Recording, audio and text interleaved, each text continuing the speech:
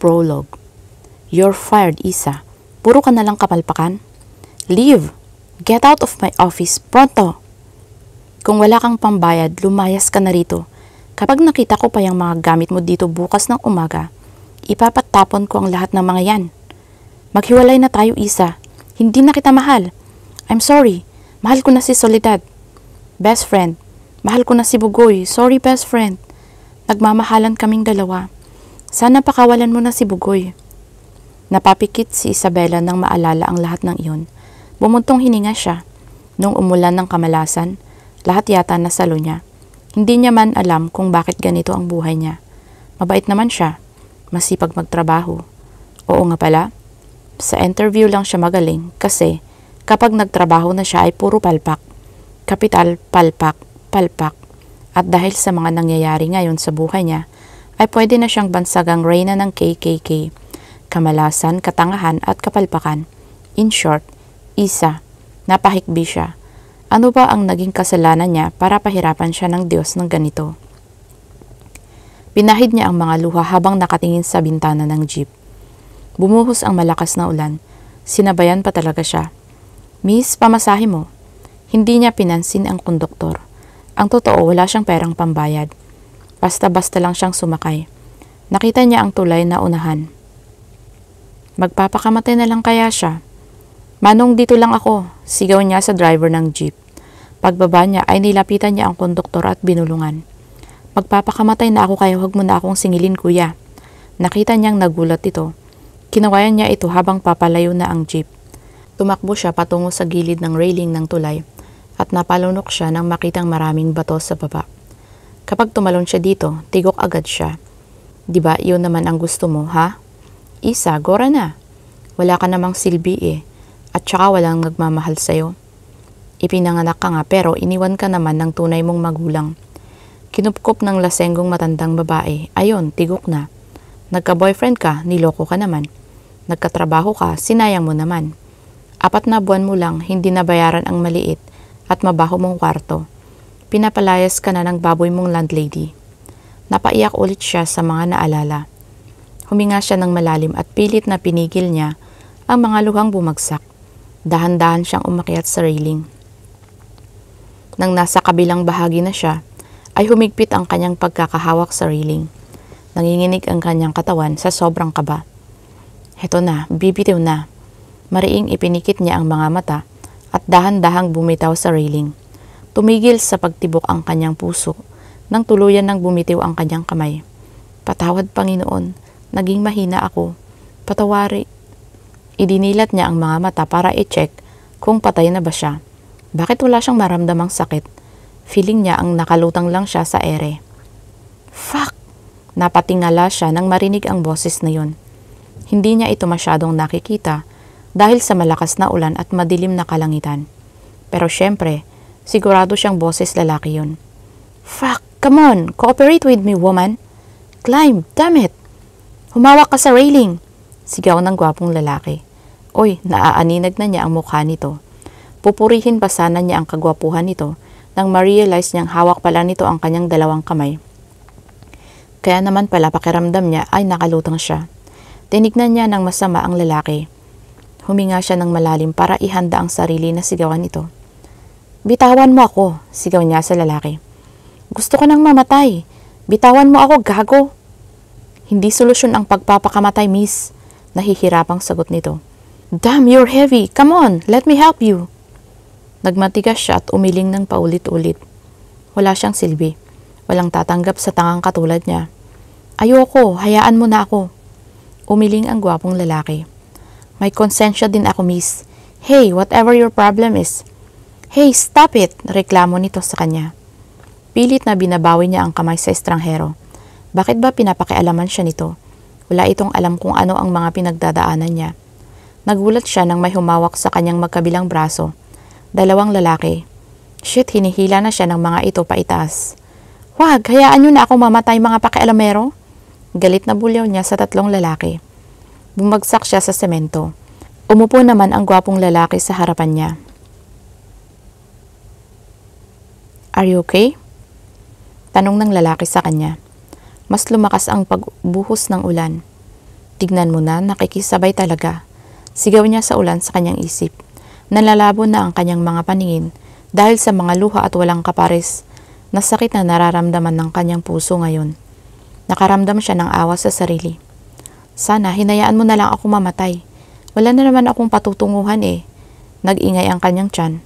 Sumisigaw na ng kanin, ulam, coke at tubig. I saw you crying earlier. Mahinala na akong tatalon ka sa tulay. Kaya tumigil ako.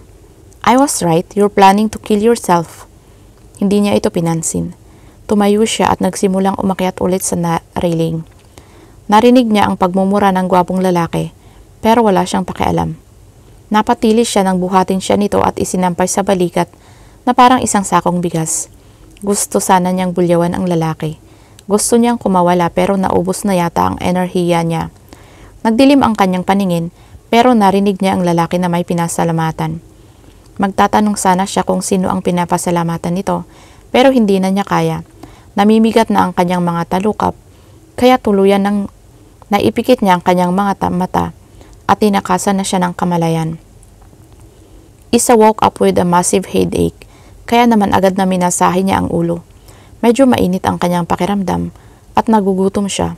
Nauuhaw din siya. Dahan-dahan niyang iminulat ang mga mata at ganoon na lang ang kanyang pagkagulat nang makita kung gaano kalaki ang kwarto. Inilibot niya ang mga mata. Dextrose?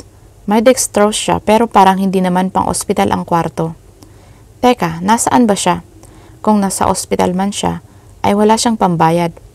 Umupo siya sa malambot na kama at dahan-dahang hinugot ang karayom ng dextrose. Napangiwi siya sa sakit. Kaya hinayaan na lang muna niya iyon. Natigilan siya nang marinig ang pagpihit ng seradura. Nahigit niya ang hininga nang bumukas ang pinto at iniluwa doon ang isang napakagwapong lalaki. Mahihiya ang mga artista at modelo sa taglay nitong kagwapuhan. May mga tattoo ito at nakadagdag iyon sa kakisigan nito. Naglakbay ang kanyang mga mata pababa sa walong pandesal nito. Napalunok siya. Sa edad na 28, virgin pa ang kanyang mga mata, lalo naman ang gitna. Ngayon ay hindi na. Ang mga mata lang niya ha. Kumunot ang kanyang noo nang may ma-realize siya. Hubad, naglalakad ito patungo sa kanya. Bigla siyang nakaramdam ng takot. Anong gagawin mo? I'll check your temperature. I'm a doctor and you're in my house. Napalunok siya. Ang sexy naman kasi ng boses nito. Lalaking lalaki. Hindi din nakatakas sa kanyang mga mata. Ang suot nitong hikaw na hugis cross. Bad boy. Nasa Pilipinas pa rin ba ako? Mukhang tangang tanong niya sa lalaki. Humalakhak ito. Parang musika iyon sa kanyang pandinig. Mas gumwapo ito kapag tumatawa. Wala sa sariling napatitig siya sa gwapong estranghero. Medyo moreno ito pero makinis. Makapal ang kilay, matangos ang ilong, mapupula ang labi at higit sa lahat, napakaganda ng mga mata nito. Kulay dark blue iyon. Syempre, kaya nagtanong siya kung nasa Pilipinas pa siya. Kasi foreigner tong lalaking to. Ngayon lang siya nakakita ng foreigner, no? Pero, teka, ang lalaking to. Ito ang lalaking pumigil sa kanya nung magpapakamatay siya. Huminga siya ng malalim. Susumbatan na sana niya ito nang bigla itong magsalita. Yes, woman, you're still in the Philippines. Anyway, konti na lang ang lagdat mo. Magpapahanda ako ng pagkain para sa'yo. Pagkatapos mong kumain, magpahinga ka ulit. You need it. Tinalikuran siya ng lalaki. Gusto niyang malaman kung ano ang pangalan nito. Ayaw niya itong tawagin na lalaki. Anong pangalan mo? Hinarap siya nito at bahagyang ngumiti. Ano naman kaya yun? Pangalan ang tinatanong niya, hindi siya nanghihingi ng ngiti. Pero, pwede na rin. Ang pangalan ko ay Isa. Isabella Montijer. Pahabol niya sa lalaki. Tumango ito. I know. Napatitig siya sa pintuang nilabasan ng gwapong estranghero. Alam nito ang pangalan niya? Paano? Humiga ulit siya sa kama at napatitig sa kisame. Nang bumukas ulit ang pinto at pumasok doon, ang may katandaang babae at may dala itong pagkain at isang pitsyel ng tubig. Tamang-tama. Gutom na talaga siya at uhaw na uhaw. Napalunok siya. Mabutit gising ka na, iha. 3 araw ka ring walang malay. Dinalhan kita ng pagkain mo. Naupo ito sa gilid ng kama, kaya naupo na rin siya. Natakam siya sa mga pagkain. Kaya naman pala gutom na gutom siya. 3 araw na pala siyang walang malay. Nako, sabi ni Sir, iniligtas ka raw niya. Tatalon ka raw sa tulay. Mabuti na lang at naabutan ka niya. Diyos ko, bakit mo ba ginawa yun? Ang bata-bata mo pa. Hindi niya pinansin ang tanong ng matandang babae. Ano pong pangalan ni Sir? Pabulong niyang tanong. Nagulat siya nang bumukas ulit ang pinto ng kwarto. Napatuwid siya ng upo na makita si Sir. Nakasuot na ito ng itim na t-shirt at itim na jeans pero nakapaa. Nag-iwas siya ng mga mata. Ang gwapo. Manang Gloria, ikaw na ang bahala sa kanya. Bantayan niyo siya ng mabuti at baka magpakamatay na naman. Nilingon niya ang lalaki at inirapan. Gumisi lang ito. Napalunok ulit siya nang lumapit ito sa kanya. You can work here with Manang Gloria. Inirapan ulit niya ang gwapong lalaki. At bakit? Dahil wala ka namang uuwian. You need shelter, food and water. Tumaas ang isa niyang kilay. Gagawin mo akong maid? Sa ganda kong to, dugtong niya sa isip. Oh well, I need something more than that. Are you a virgin? Dere-derechong tanong ng walang modong lalaki. Pinamulahan siya sa tanong nito. Nahihiyang napatingin siya sa matandang babae na tahimik lang. Tinignan niya ng masama ang lalaki. Walang modo. Matiim siyang tinitigan ng lalaki. I need someone to warm my bed. She cleared her throat and looked away. Payag akong maging maid. Magkano ang sweldo ko? Nang hindi ito sumagot ay titignan sana niya ito. Pero wala na ito sa kinatatayuan. Wala na ito sa loob ng kwarto. Nasaan ang lalaking yun? Bilis namang nawala. Tumeleport? Umalis na si Sir, kain ka na iha. Pagpasensyahan mo na ang batang yon. Binibiro ka lang niya. Hindi makapaniwalang napatawa siya sa sinabi ng matanda. Binibiro? Ang mukhang yun, seryosong seryoso eh. Anong pangalan ni Sir Manang Gloria? Tanong ulit niya sa matanda pero hindi ito sumagot. Nakangiti lang ito sa kanya. Tumikhim siya. Bago ka pa po pa dito? 5 taon na, sagot naman ng matanda. Akala niya ay hindi siya nito sasagutin. Nag-aalala po kasi ako, Manang. Narinig niyo naman ang tanong niya kanina, di ba? At saka ang dami niyang tato. Parang adik. Baka may ginagawang illegal ang lalaking yun. Paano kung drug lord siya? Mamamatay tao. Kidnapper, rapist. Kabilang sa isang sindikato. Tumawa ng malakas ang matanda. Mabait si Sir, doktor siya. Tinulungan din niya kami iha. Gaya mo, wala rin kaming bahay at natutulog lang kami sa kalye. Walang makain, walang wala. Dinala niya kami rito sa mansyon niya. Pinatira, pinakain at binihisan. Medyo bastos lang ang bibig ng batang iyon. Pero alam naming may mabuti siyang puso. Kaya ikaw, tigilan mo na ang kakaisip ng masama sa kanya. Kung masama siyang tao, hinayaan ka na sana niyang mamatay. Pero virgin pa ako, Nay Gloria. Baka nga rapist siya. Tumawa ulit ang malakas ang matanda. Hindi rapist si Sir. Binibiro ka lang niya at saka may napupusuan na yung mga batang yon. Minsan ko na kasing narinig yon habang kausap niya ang kaibigan niya. Tumango-tango siya. Napasimangot siya. May napupusuan na daw. Hindi niya alam kung bakit nakaramdam siya ng kaunting kirot at bigat sa dibdib. Sayang. Available nga ang status, pero unavailable naman ang puso. Pagkatapos niyang kainin ang pagkaing dala ni Manang Gloria, ay nagpaalam muna ito sa kanya. Nahagip ng kanyang mga mata ang glass door na natatabunan ng mahabang kulay gintong kortina. Binitbit niya ang dextrose at naglakad patungo doon. Pagkatapos ay binuksan ang pinto. Napanganga siya sa nakita. Nasa Pilipinas ba talaga siya? Gusto niyang bumaba para magpahangin. Napakaganda ng lugar. Sa TV lang niya nakikita ang mga ganito. What are you doing? Napapitlag siya nang marinig ang boses ng lalaki. Nang magtama ang kanilang mga mata, ay bumilis ang pagtipok ng kanyang puso. Agad na nagbaba siya ng paningin. May bitbit na 2 kulay itim na laptop ang lalaki at 2 cellphone. Nagpapahangin lang. I told you to rest, didn't I? Parang nagpapahinga rin naman kapag nagpahangin lang. Ang ganda naman dito. Saan ang lugar na to? Tanong niya sa lalaki habang inililibot ang mga mata.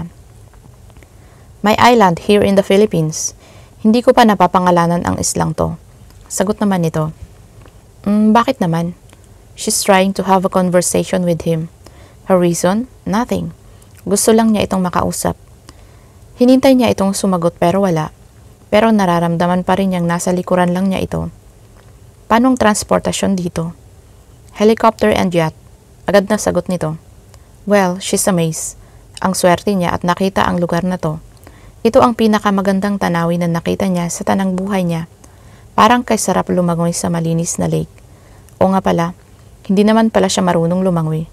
Bumuntong hininga si Isa. The view and the fresh air calms her. Parang unti-unti nang nawawala ang bigat ng kanyang dibdib. You like it? Dahan-dahang nilingon niya ang gwapong lalaki. Ang alin?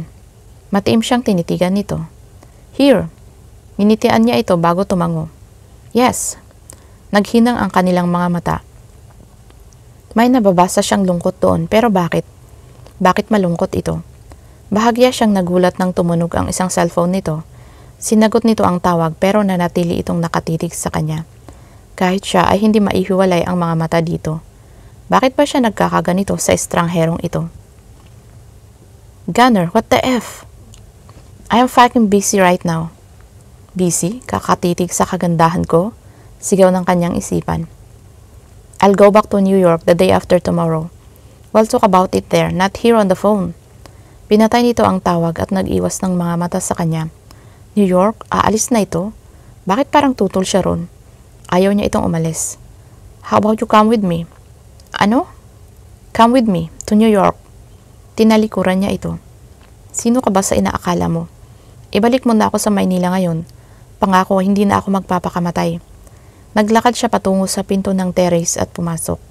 Dumiretso siya sa kama at nahiga. Nakita niyang pumasok ang binata at naupo sa gilid niya. Kumislap ang inis sa mga mata nito. You have no right to demand. Woman, I help you. Naupo siya sa kama at tinaasan ito ng kilay. Hindi ko sinabing tulungan mo ako. Sana hinayaan mo na lang akong mamatay. Hinilot nito ang sentido. Fuck! Lumipad ang kamay niya sa pisngi nito. Naiinis na ako sa pagmumura mo. What the F? Isang sampal ulit ang dumapo sa pisngi nito. Ewan ba niya kung bakit bigla-bigla na lang siyang naha-high blood dito. Basta inis na inis siya ngayon. What the fuck is your problem, woman? Sasampalin niya sana ulit ito nang hulihin nito ang kanyang kamay. Parang sinilaban ng apoy ang mga mata nito. Galit ito, alam niya. Sino bang hindi magagalit? Kapag bigla ka na lang sinampal. Nagrigo doon ang kanyang puso nang mapansing. Papalapit ng papalapit ang mukha nito sa mukha niya. Bumaba ang mga mata nito sa kanyang mga labi. Amoy niya ang mabango nitong hininga. Isabela. Pabulong nitong sambit. Her mind went blank when he whispered her name seductively. Sir, she blinked. When he chuckled, lumayo ang mukha nito sa kanya at mas natawa pa ng malakas. Why does that sound so good? Don't call me Sir Isabela. Napakurap-kurap siya. Ah? Nasaan na ang halik? Hindi na iyon matutuloy? Tanong niya sa isipan. Napayuko siya at bumuntong hininga. Why is she feeling disappointed? You look disappointed. Do you really want to be kissed by me? May panunod yung tanong nito. Humiga siya sa kama at tinalikuran ito. Hindi siya sumagot. At saka paano nito nalaman ang buong pangalan niya? Isa lang yung sinabi niya dito kanina, di ba? Hindi Isabela. Nagkibit balikat siya. Wala na siyang pakialam doon. Naiinis siya sa weirdong lalaking ito. Minsan mabait, minsan bastos ang ugali. Nakasimangot kanina, ngayon nakangiti naman. Bipolar, pabulong niyang sambit. What did you say? Hindi niya ito pinansin. To her surprise, Mr. Bipolar lay down beside her. Bago pa man siya makahuma, ay kinabig nito ang kanyang batok at hinalikan siya sa labi. Pagkatapos ay parang napapasong lumayo ito sa kanya. Mabilis na tumayo ito at lumabas ng kwarto. Napabangon siya at napatitig sa pinto. Bipolar nga ito. Wala sa sariling napahawak siya sa labi. Hindi naman niya iyon first kiss, pero feeling niya first kiss niya yun. Kinikilig na humiga ulit siya sa kama. Sumapit ang tanghali. Tinanggal ni Sir ang kanyang dextrose at pagkatapos niyang kumain ay pinainom siya nito ng gamot ni hindi siya nito tinapunan ng tingin. She pouted and lay down on the bed when the handsome doctor left without looking at her. Lumipas ang ilang oras, panay ang sulyap niya sa pinto ng kwarto. Pero walang pumasok na gwapong lalaki. Marahas na bumuntong hininga si Isabela. Tinignan niya ulit ang pinto ng kwarto. Kumabog ang kanyang dibdib nang bumukas iyon. Pero si Manang Gloria naman ang iniluwa ng pinto. Kamustang pakiramdam mo, Isa? Tanong ng matanda. Ayos na ho, Manang Gloria. Tumango ito. Mabuti naman. Umalis si Sir papatungong Manila at bukas na ng umagang makakabalik dito. Pwede ka raw maglibot-libot dito sa mansyon para naman maaliw ka. Nanlumo siya. Bukas pa ang balik ni Sir? Salamat, Manang. Tumayo siya at lumapit sa matanda. Ano pong ginagawa niyo? Tulungan ko na lang po kayo. Pambawi ko sa pag-aalaga niyo sa akin habang may sakit ako. Sabay silang lumabas ng matandang mayordoma. Her mouth formed an O when she saw a grand stairs. Parang nasa loob siya ng palasyo. Para siyang si Belle habang bumababa sa napakagandang hagdanan. Mansyon lang ba talaga ito, hindi palasyo? Tanong niya sa isipan. Pagdating nila sa kusina, ay nakita niya ang mga malalaking eco bags at carton. Groceries? Oo, kararating lang ng asawa ko galing sa Manila. Siya ang naatasang mamili ng mga supplies. Pang 2 linggo na ang mga ito. 2 linggo lang? Ang dami po. Gumiti lang ito sa kanya. Tinulungan niya ito nang iayos ang mga pinamili, pati na rin sa paglilinis ng magarang kusina. Marunong ka bang magluto, Isa? Alanganing ngumiti siya sa matanda. Medyo lang po. O nga pala, si Sir ang nag-alaga sa'yo habang may sakit ka. Nanunod yung kumindat pa sa kanya si Manang Gloria. Nag-init ang kanyang pisngi sa sinabi ng mayordoma. Totoo? Ito ang nag-alaga sa kanya? Wala sa sariling napangiti siya. Bakit kinikilig siya? Pagkatapos nilang ayusin ang mga supplies sa kusina, ay inilibot siya ng matanda sa buong mansyon, maliban sa kwarto ng amo nito. Nang mapagod ay nagpasya siyang bumalik sa kwarto niya. Napatigil siya sa paglalakad, nang mapansin parang nag-iba ang daan. Parang nagbago iyon. Teka, nawawala ba ako? Inilipat ba yung kwarto niya? Sa unahan ay nakita niya isang pinto lang ang naroroon. Naglakad siya patungo sa pinto at kumunot ang kanyang noo nang makitang may monitor iyon. Dahan-dahang hinaplos niya ang monitor at nagulat siya nang bigla iyong tumunog at umilaw ng berde. Scanning fingerprint. Kinakabahan siya nang tumunog ulit ito at nagkulay pula ang buong screen.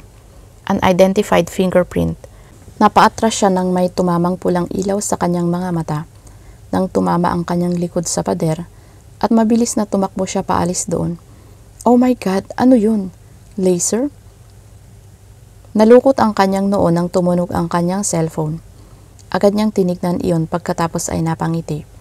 Isabella accidentally entered her fingerprint to the monitor of his private room. He stared at the picture of the beautiful intruder for a couple of seconds before saving it. Lumabas siya sa kotse at naglakad patungo sa entrance ng mall. Isabella needs clothes. Iyon ang rason kung bakit lumuwas siya ng Manila. Bibilhan niya ito ng mga damit. Pumasok siya sa Victoria's Secret store para bumili ng mga lingerie para kay Isabella. What can I help you with? Magiliw na tanong ng magandang babaeng sales lady. Itinuro niya ang itim na lingerie. I want that, he told her the sizes of Isa and then roam around the store. Lahat ng mga itinuturo niya ay agad na kinukuha ng 2 pang sales lady. Umabot na sa 30 ang mga napili niyang lingerie. Pagkatapos niya iyong bayaran ay namili naman siya ng iba't ibang damit mula sa pantulog, pambahay at kaswal. Bumili din siya ng tsinelas, sandals, sapatos para kay Isabella. Pagkatapos niyang mamili ay umuwi siya sa kanyang penthouse para magtrabaho. Hindi lang siya isang doktor, isa din siyang negosyante. Hindi naman sa malulugi ang kanyang kumpanya kapag hindi siya nagtrabaho. Gusto lang niya iyong mamonitor. Ito lang ang panahon niya para sa mga ganitong bagay. 10:00 ng gabi, nagpasya siyang umuwi sa island lulan ang kanyang chopper. Bukas pa sana siya uuwi, pero gusto niyang makita ang magandang mukha ni Isabella. Malapit na siyang umuwi ng New York. Ilang buwan din niya iyong hindi ito makikita. Oo, sinabi niya kaninang gusto niya itong isama, pero ngayon ay natauhan na siya. Fuck, why did I even say that? His family is hell. Not the normal type of family like always he wanted. His mother and father are demons. Fuck, he even risked his life to protect the woman he loved because his parents are annoying as hell. Thank goodness, ilang taon na rin ang lumipas at hindi pa rin nito naamoy ang babaeng minamahal at pinoprotektahan niya. Isabella will be in trouble too just by knowing him.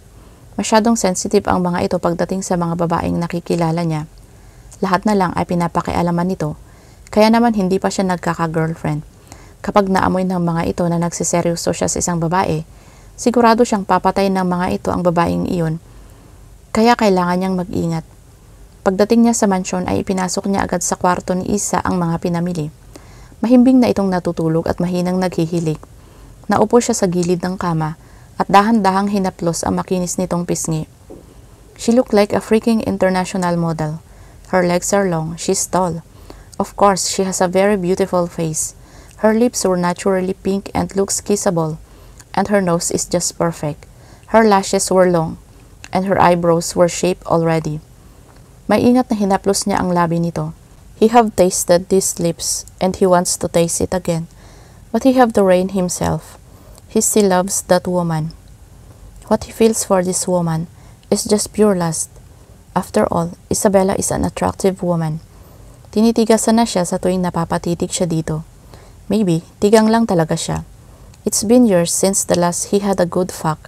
When he met that woman, every time he wants to fuck, pakiramdam niya, ay nagtataksil siya kaya naman walang nangyayari. Goodness, palagi na lang siyang nagmamasturbate. He never did that before. He always had willing woman to warm his bed. Napakurap siya nang makitang nakatitig din pala sa kanya ang magandang dalaga. Agad na tinanggal niya ang kamay na nakahawak sa malambot nitong pisngi. Akmang tatayo siya nang hawakan nito ang kanyang braso at hinila pa upo ulit sa kama. Pero imbes na maupo ay napatagan siya rito. Ilang hibla lang ang layo nito sa mukha niya. He swallowed hard. He can smell her lemon breath and it's making his crotch react. His eyes drop on her delicious-looking lips. It's inviting him. Damn it. Please, tell me your name. Instead of answering her, he claimed her soft lips slowly. The woman beneath him gave him a soft yet seductive moan. Fuck, he should stop this shit. Imbes na tumigil ay kusang umangat ang kanyang mga kamay at malakas na pinunit ang suot nitong oversized shirt. Napasinghap ito sa kanyang ginawa. Agad na bumaba ang kanyang mga mata sa malulusog nitong dibdib na nakita niya noong binihisan niya ito. After that, he have always been wanting to touch and suck it. Well, now is his chance. He licked the tip slowly and couldn't get enough, so he claimed one crown and sucked it like a hungry baby. He fondled her breast and pinched the tip that made her gasp. Oh fuck, these are wonderful. Tumayo siya at mabilis na hinubad ang suot na t-shirt, pantalon at sapatos. Nanatiling nakatitig si Isa sa kanya habang namumula ang pangapisngi. Bakit ka naghuhubad? Teka lang, time out. Mali ito. Hindi niya ito sinagot. Lumuhod siya sa paanan nito at mabilis na hinila pababa ang suot nitong underwear. Napatili ito sa gulat. Ay, ano ba? Bastos! He smirked. I know you want this too. Hindi no? You can push me away, Isabella. Napatili ulit ito nang iyakap niya ang dalawang braso sa magkabilang hita nito. Inilapit niya ang mukha sa sentro ng pagkababae nito at inamoy iyon. You smell good. Teka lang! A loud moan escaped from her red-hot lips when his tongue traced her centerfold. She tastes good here too. He swirled his tongue on her clit and slightly bit it, and he was answered but a soft moan. Fuck, he's about to betray the woman who owns his fucking heart. Gusto man niyang umalis sa kama at iwan ang babaeng ito, ay hindi niya magawa. Hindi nakikinig ang kanyang katawan sa sinasabi ng kanyang puso. Hanggat may minamahal siyang iba, kailangan niyang itigil ang kabaliwang ito. Pero iba ang isinisigaw ng kanyang isip at katawan. Gusto nitong maangkin ang magandang babaeng ito. Hearing her moans while sucking and lapping her wetness is making his body crazy with lust. No, he can't stop now. He will not stop now. Now that he have tasted this beautiful and delicious butt, he will claim this woman. Fuck his heart. Fuck his loyalty. Fuck his love for that woman. Hindi naman ito kayang suklian ang kanyang pagmamahal dito. Napasabunot ito sa kanyang buhok at ramdam niyang nanginginig ang katawan nito. She is about to explode. He can feel it. He licked her harder and faster, and in seconds she exploded hard. He licked all her juice and positioned himself in between her thighs. With one powerful thrust, he was able to penetrate her fully. Nakita niyang tumulo ang mga luha nito sa makikinis nitong pisngi. He cursed in his mind. Fuck this. She really is a fucking virgin. 4:00 na ng madaling araw siyang nagising. Bumangon siya at naupo sa kama pagkatapos ay tinitigan ang magandang babaeng katabi. She's sleeping soundly. Hinawin niya ang buhok na nakaharang sa maganda nitong mukha at hinaplos ang namumula nitong pisngi. Isabella is a beauty and he was her first. Ipinilig niya ang ulo. Wala siyang pakialam kung siya ang unang nakakuha dito. Umalis siya sa kama at pinulot ang mga damit na nagkalat sa sahig. Nagbihis siya at kumuha ng pantulog ni Isa sa closet at isinuot dito. Kinumutan niya ito at dinampian ng halik sa noo at labi bago lumabas ng kwarto. He took a quick shower in his room at prepared his luggage. Nasalubong niya si Manang Gloria sa hagdanan at may dala itong agahan at kape para sa kanya. Magandang umaga, sir. Kumain muna kayo bago umalis. Tumango siya. Salamat, Manang. Ako na ang magdadala nito sa dining room ako kakain. Kinuha niya ang dala nitong tray at bumaba sa hagdanan. Sumunod naman ito sa kanya. Handa na ang helicopter at private plane mo, iho. Thank you. Kayo na muna ang bahala sa mansyon. Huwag na huwag niyong hahayaan si Isabella na umalis sa islang ito. Tumango at ngumiti ang matanda. Ako na po ang bahala sa kanya, sir. And one more thing. I don't want her near my room. She will screw up my privacy monitor. Lock the doors of this mansion using the computer in the computer room. Activate the gate protection system, level 2. Malawak na ngumiti si Manang Gloria. Of course, alam na nito ang lahat ng gagawin. Sa tuwing aalis siya patungong New York, gusto lang niya itong i-remind. Tumatanda na kasi ito, mahirap na kapag nakalimutan nito iyon. Ako na ang bahala, sagot nito sa kanya. Salamat. Please take care of your health too. Contact me immediately if something happens. And I will tell Manong Ronaldo to check the CCTV footages every day. Kailan ka babalik rito? Tanong nito sa kanya. I don't know, maybe a couple of months. Tumango-tango ito. Hinatid siya ng mag-asawa sa rooftop at kumaway pa ang mga ito sa kanya. Pumasok sa isip niya si Isabella. He will not be able to see her often now. He has something to do in New York. Hindi pa siya makakabalik ng Pilipinas agad-agad. 6 na buwan siguro siyang mawawala. He felt a punch in her chest. Fuck, he wants to see her again and kiss her one more time. What the hell is happening to him? Gusto niyang ilapag ulit ang chopper. Gusto niyang bumalik sa kwarto nito at tabihan ito sa pagtulog. Gusto niyang gisingin ito ng mumunting halik sa buong mukha at katawan nito. He is not supposed to feel this way towards that woman. He made a promise to himself that he will not think of other woman other than the woman who owns his fucking heart. What happened last night was just pure sex. After all, he is a man with needs. Wala sa sariling napailing siya. Bigla siyang nakokonsensya sa nagawa. He betrayed the woman he loves. Stop making excuses, shithead. Hindi na yun pwedeng maulit kahit kailan. Tama na. Wala na siyang pakialam dito. Isa lang ito sa mga babaeng naikama niya. Forget about it and focus. Chapter 1. Sa hindi kalayuan, nakita niya ang pagmamadali ng kanyang mga empleyado nang makita ng mga ito ang pagpasok ng sasakyan niya sa malaking gate. It's been 5 months since the last time he visited his company. Palagi kasi siyang nagtatrabaho sa bahay niya o sa hospital o kaya naman sa field. Pero nitong mga nakaraang buwan ay abala siya sa field. Ipinarada niya ang kanyang pulang sasakyan sa mismong harap ng entrance ng kanyang building. Agad na sinalubong siya ng 5 security at nagsalute ang mga ito sa kanya. Good morning, Doc. Sabay na bati sa kanya ng 5. All his employees calls him Doc. Ayaw niyang tinatawag siya ng mga ito ng Sir. Gadugtong pa ang kanyang pangalan. He hates it. Reason? Nothing. He just hated it. Morning, tumigil siya sa paglalakad ng walang sumalubong sa kanya. Where the hell is his secretary? Naglakad siya patungo sa reception at agad na tumayo ang 5 babae at binati siya. Good morning, Doc. Where is Giselle? Tanong niya sa isang receptionist. She just arrived, Doc. Sinundan niya ng tingin ito at nakita niyang tumatakbo si Giselle. Doc, tawag sa kanya ng kanyang sekretary. Nahabol pa ang hininga at pinagpapawisan dahil sa pagmamadali. Ngumiti ito sa kanya. Welcome back, Doc. He stared at her blankly. He hired this woman because she seems workaholic, and she proved him right. Hindi niya pinapansin ang uniforme nitong minsan ay gusot, ang lumang flat shoes nito, ang buhok nitong medyo magulo ang pagkakaban, ang mukha nitong walang makeup, at higit sa lahat ay ang kadaldalan nito. Minsan ay naiirita na siya, pero dahil magaling at mabilis itong magtrabaho, dahil naaasahan niya ito, wala na siyang pakialam doon. Pero ang babaeng nasa harapan niya ngayon ay mukhang bagong gising pa lang. Jesus Christ, alam na alam nitong ayaw na ayaw niya sa mga empleyadong nalilate. To my office now, Giselle. Let's talk about your employment.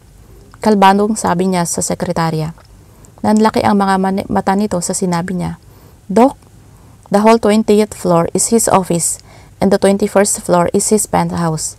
Tumutuloy lang siya sa kanyang penthouse kapag sobrang busy siya at kailangan niyang magtrabaho hanggang hating gabi. Pagpasok niya sa opisina niya, maayos naman ang lahat, walang alikabok.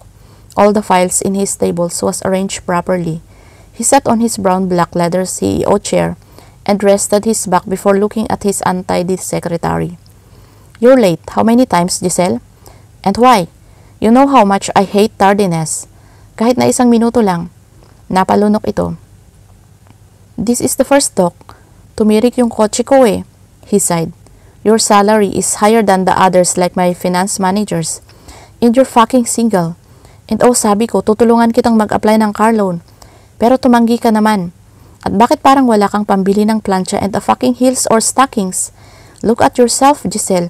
You are my secretary goodness. This is Hellrick's Corporation. You are the secretary of the CEO. Hindi niya mapigilang pagtaasan ito ng boses. Napayoko ito. This is the last time I will be seeing that fucking worn out flat shoes. Ayoko na rin makita yung gusot mong uniforme. Next time, no lates. And one more thing. Do your hair properly. And wear a fucking makeup. Kahit na face powder at lipstick lang or I'll fucking fire you. Tumango ito at alanganing gumiti. Yes, Doc. Get out and fix yourself. Bring me coffee after. Yes, Doc. Hinilot niya ang sentido. Ang aga-aga na i-stress na siya sa kanyang sekretarya. Inilibot niya ang paningin ng may mahagip ang kanyang mga mata. Napatitig siya sa malaking monitor na nakasabit sa gilid ng kanyang pinto. Nang mapansing bumukas ang kanyang pribadong elevator. Napamura siya nang makita si Gunner iyon. Ilang minuto lang ay bumukas ang pinto ng kanyang opisina. Tumayo siya at sinalubong ito. What the fuck are you doing here? Kunot noong tanong niya sa bagong dating. Tumiim ang bagang nito. Take a guess, mukhang masama ang gising nito. Tinalikuran niya ito at naupo ulit sa kanyang upuan. Hindi ako manghuhula at saka hindi ko nakakalimutang tapos ng assignment ko. I have time to do what I want. And one of that is to visit my fucking company. It's been months, fucker. Naupo ito sa upuang nasa harap ng kanyang mesa. Code BRKR, mess up. All 5 SPs died. Napapikit siya. This is bad news. A very, very bad news. So you're here because you want me to fix it? You're the only one who can fix it. Bumuntong hininga siya. Encounter or planned? Napatitig sa kanya si Gunner. Planned. Something is up, buddy. I can smell big shit behind this. They were killed in the Philippines. His heart thumped. Philippines? That means he can see Isabella again. He cleared his throat and looked away. I can't do this alone. Tumango ito at nanatiling seryoso. Mukhang mabigat ang assignment na ito base sa ekspresyon nito. Who do you want to work with? Napaisip siya. He needs intelligence.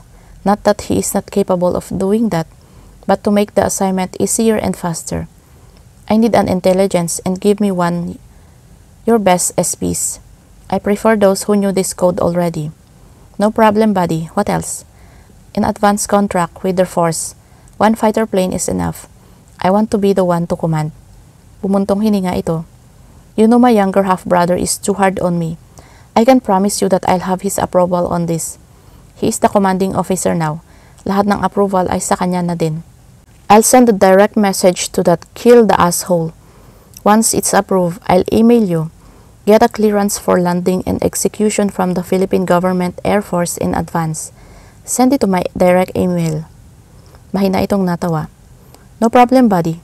I'll prepare everything for you. Damn, I'm the boss. Hindi mo ako dapat inuutusan. Gumisi siya. You're asking me a favor, my man. This troublesome shit case is not mine. Kumumpas ito. Okay, thank you. Happy? Tumayo ito. Gotta go. You'll leave in 2 days, okay? Tumango siya pagkatapos ay tinaboy na ito. Wala sa sariling napangiti siya. 2 days. He'll see her sooner than expected. 4:00 na ng hapon nang makarating siya sa mansyon ng kanyang mga magulang. His father called him kaya naman narito siya ngayon.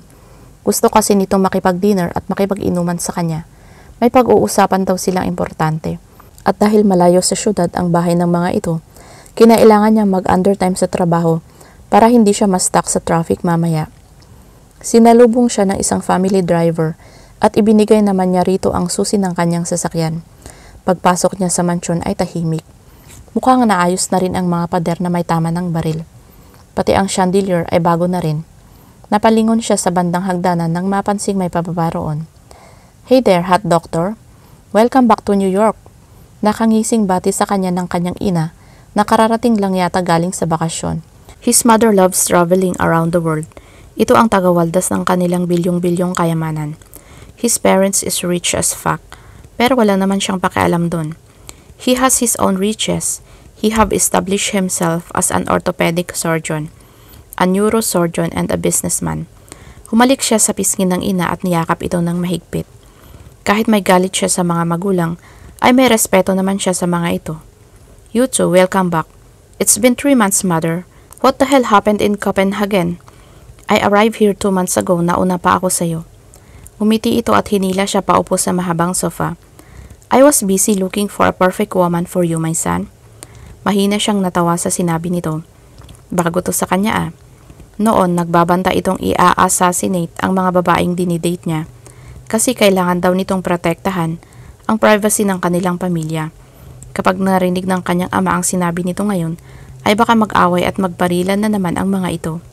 Goodness, kakatapos lang i-repair ang bahay na to. "Mother, you know that I can't settle. I mean, I have loads of work to do." His mother pouted. "Just go on a date, son. A real date, son. Not a fucking sort of date." Umiling siya. "I thought you hate me going to serious dates. Privacy, remember? Why change?" "Well, you're 32 now." His father have eyes and ears everywhere. Fuck, para siyang teenager na pinagbabawalang makipag-date kasi nga bata pa. He is fucking 32 years old. His father is obsessed with the word duty. Of course, he can't abandon or leave everything. Para rito, trabaho muna bago ang iba pa. "Mother, I am a man. I need a good fuck. That is my way of relaxation. And if I date, like for real, Dad will kill her, you know that." His mother sighed in defeat. "Your dad is a freak. And so are you," dugtong niya sa isip. Tumayo ito at inayos ang suot na dress. "Anyway, I need to go to the salon. I'll see you later, my big handsome boy. Dinner at 8 sharp, okay?" Hinalikan nito ang kanyang noo at iniwan siya sa sala. Marahas na bumuga siya ng hangin. He wants to go back to his island in the Philippines. He's too excited. Naisip niya ang babaeng iniwan niya sa mansyon. Umalis siya habang mahimbing pa itong natutulog. Kaya baka ngayon ay galit ito sa kanya dahil basta-basta na lang siyang umalis nang hindi man lang nagpapaalam. "I'm not obliged to do that, right?" Napailing siya. It's been so long since the last time he had fucked a virgin. He felt refreshed just by remembering Isabella's tightness is making him horny as hell. His eyes dropped to his already hard crotch. Gusto na niyang bumalik ng Pilipinas, Jesus Christ.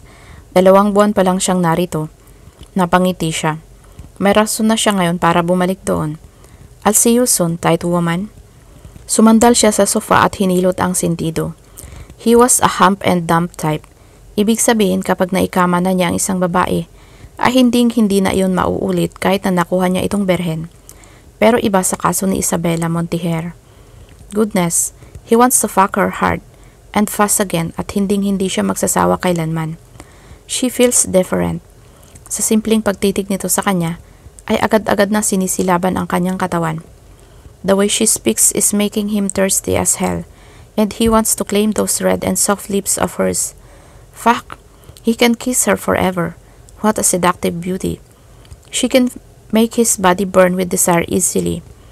Ito ang unang babaeng gusto niyang maangkin ng paulit-ulit, except for that woman. Bumuntong hininga ulit siya. Pinagpapawisan na siya ng konti sa mga kahalayang naiisip. Tumayo siya mula sa pagkakaupo sa sofa at umakyat patungo sa kanyang kwarto. Pagdating niya sa tapat ng pinto, ay itinapat niya ang kaliwang palad sa monitor. Pagkatapos ay bumukas ang pinto. He needs a cold shower and he needs to let this libido out. Nagsisimula na kasing sumakit ang kanyang puson. Naupo siya sa gilid ng kama at napamura ng paulit-ulit sa isip. Katatapos lang niyang maligo, pero matigas at tayong-tayo pa rin ang kanyang alaga. Tapos na siyang magsarili pero ayaw pa ring lumambot. Relax, will you? Parang tangang sabi niya sa alaga. Once is enough, sumusobra ka na. Narinig niya ang pagtunog ng kanyang cellphone. Hindi alintana ang kahubdan. Naglakad siya patungo sa couch at dinampot ang cellphone. It was a text message from Manang Gloria. Agad na binasa niya iyon. Nawawala si Isabela. Sumama siya kay Ronaldo kaninang umaga sa pamimili ng supply sa Manila, pero bigla na lang itong nawala. Patawarin mo kami, iho. Kasalanan ko ang lahat ng to dahil pinayagan ko siyang sumama. Nababagot na kasi siya rito sa isla. Natampal niya ang noo. That woman, tumakas ito? Sigurado siya ron. Idinayal niya ang numero ng kanyang piloto para maihanda nito ang kanyang private plane. Sinunod naman niya si Gunner. What is it, buddy? I need to go to Philippines now. Doon na lang ako maghihintay. Well, no problem. I'll call you in 2 days. Agad na pinatay niya ang tawag nang may maalalang importanteng bagay. The dinner with his parents. Tinawagan niya ulit si Gunner at agad naman nitong sinagot iyon. What is it? My parents want to have dinner with me later. Can you tell a lie? Tell them you gave me an important assignment and it's an emergency. Saglit na natahimik ang kabilang linya. Your dad is wild as fuck kapag nalaman. He trusts you. He won't know. Narinig niya ang pagbuntong hininga nito. Leave it to me. Nakahinga siya ng maluwag. Mabilis na nagbihis siya at inilagay sa luggage ang mga laptop at iilang damit. In 16 hours, he'll find that woman and bring her back to his island. Kapag nagpatigas ito, ay parurusahan niya ito. Chapter 2. He went inside a coffee shop and ordered black coffee. Naupo siya sa pinakatagong upuan ng coffee shop. Binuksan niya ang laptop at sinimulang i-hack ang CCTV footages ng supermarket na pinuntahan ni Manong Ronaldo at Isabela. In a minute, he was able to see the footages. Humigop siya ng kape habang tutok na tutok ang mga mata sa screen ng laptop. Fina-forward niya iyon hanggang makita niya si Isabela na humiwalay kay Manong Ronaldo. Tumakbo ito patungo sa entrance ng supermarket. Mabilis ang kamay na i-full screen niya ang CCTV footage sa labas ng entrance ng supermarket. Naglakad si Isabela patungo sa isang taxi. Zinom niya ang footage pagkatapos ay itinipe sa cellphone ang plate ng taxi. Sinave din niya ang nakuhang mukha ng taxi driver. Kampanting sumimsim siya ng kape nang tumunog ang kanyang cellphone. It's Gunner. I'll move the operation in 2 days. I sent you the intel's report just now. Ready it, buddy. I'll call you when you're up.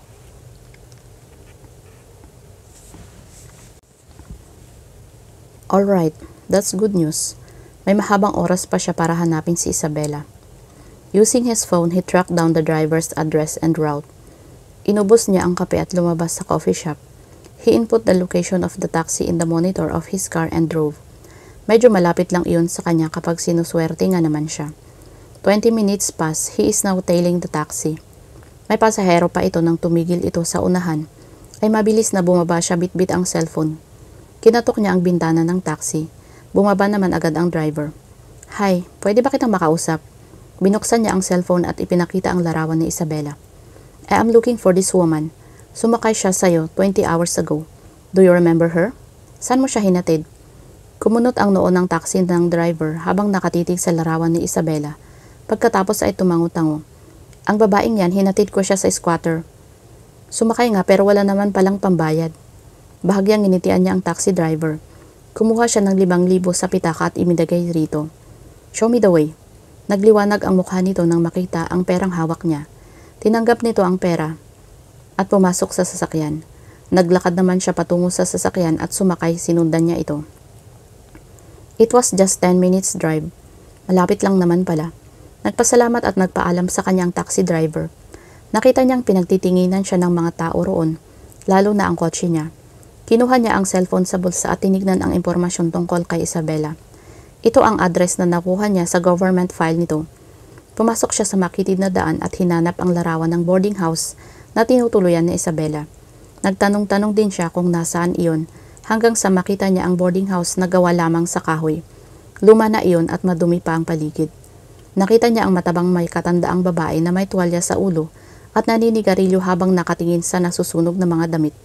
Bahagya siyang nagulat nang may nahulag na kaldero mula sa taas. Baboy! Ire-report kita sa barangay, walang hiya ka? Napangiti siya nang makita si Isabela na pababa sa lumang kahoy na hagdanan. May bitbit itong isa pang kaldero at sa isang kamay naman nito ay kutsilyo. He chuckled. She's looking hot with that knife. Ako pa ngayon ang walang hiya? Galit na sigaw naman ng matabang ginang. Lumapit siya sa mga ito at pumagitna. Nakita niya ang panlalaki ng mga mata ni Isabela at agad na nagbago naman ang ekspresyon ng matabang ginang nang makita siya. Hinarap niya ang ginang. Magkano ang utang niya sa'yo? Dodoblehin ko ang bayad. Kinuha niya ang wallet sa bulsa at naglabas ng 20,000. Ibibigay na sana niya iyon sa ginang nang bigla siyang hablutin ni Isabela. Bumuntong hininga siya at hinarap ito. Ibinulsa nito ang pera at tinignan siya ng masama. I am helping you, woman. Give that back. Umiling ito. Sinunog niya ang mga kagamitan ko. Binalingan niya ang matabang ginang. Right, I can sue you for that. Ihanda mo na ang abogado mo. Nataranta ang ginang. Naku sir, hindi, wag po.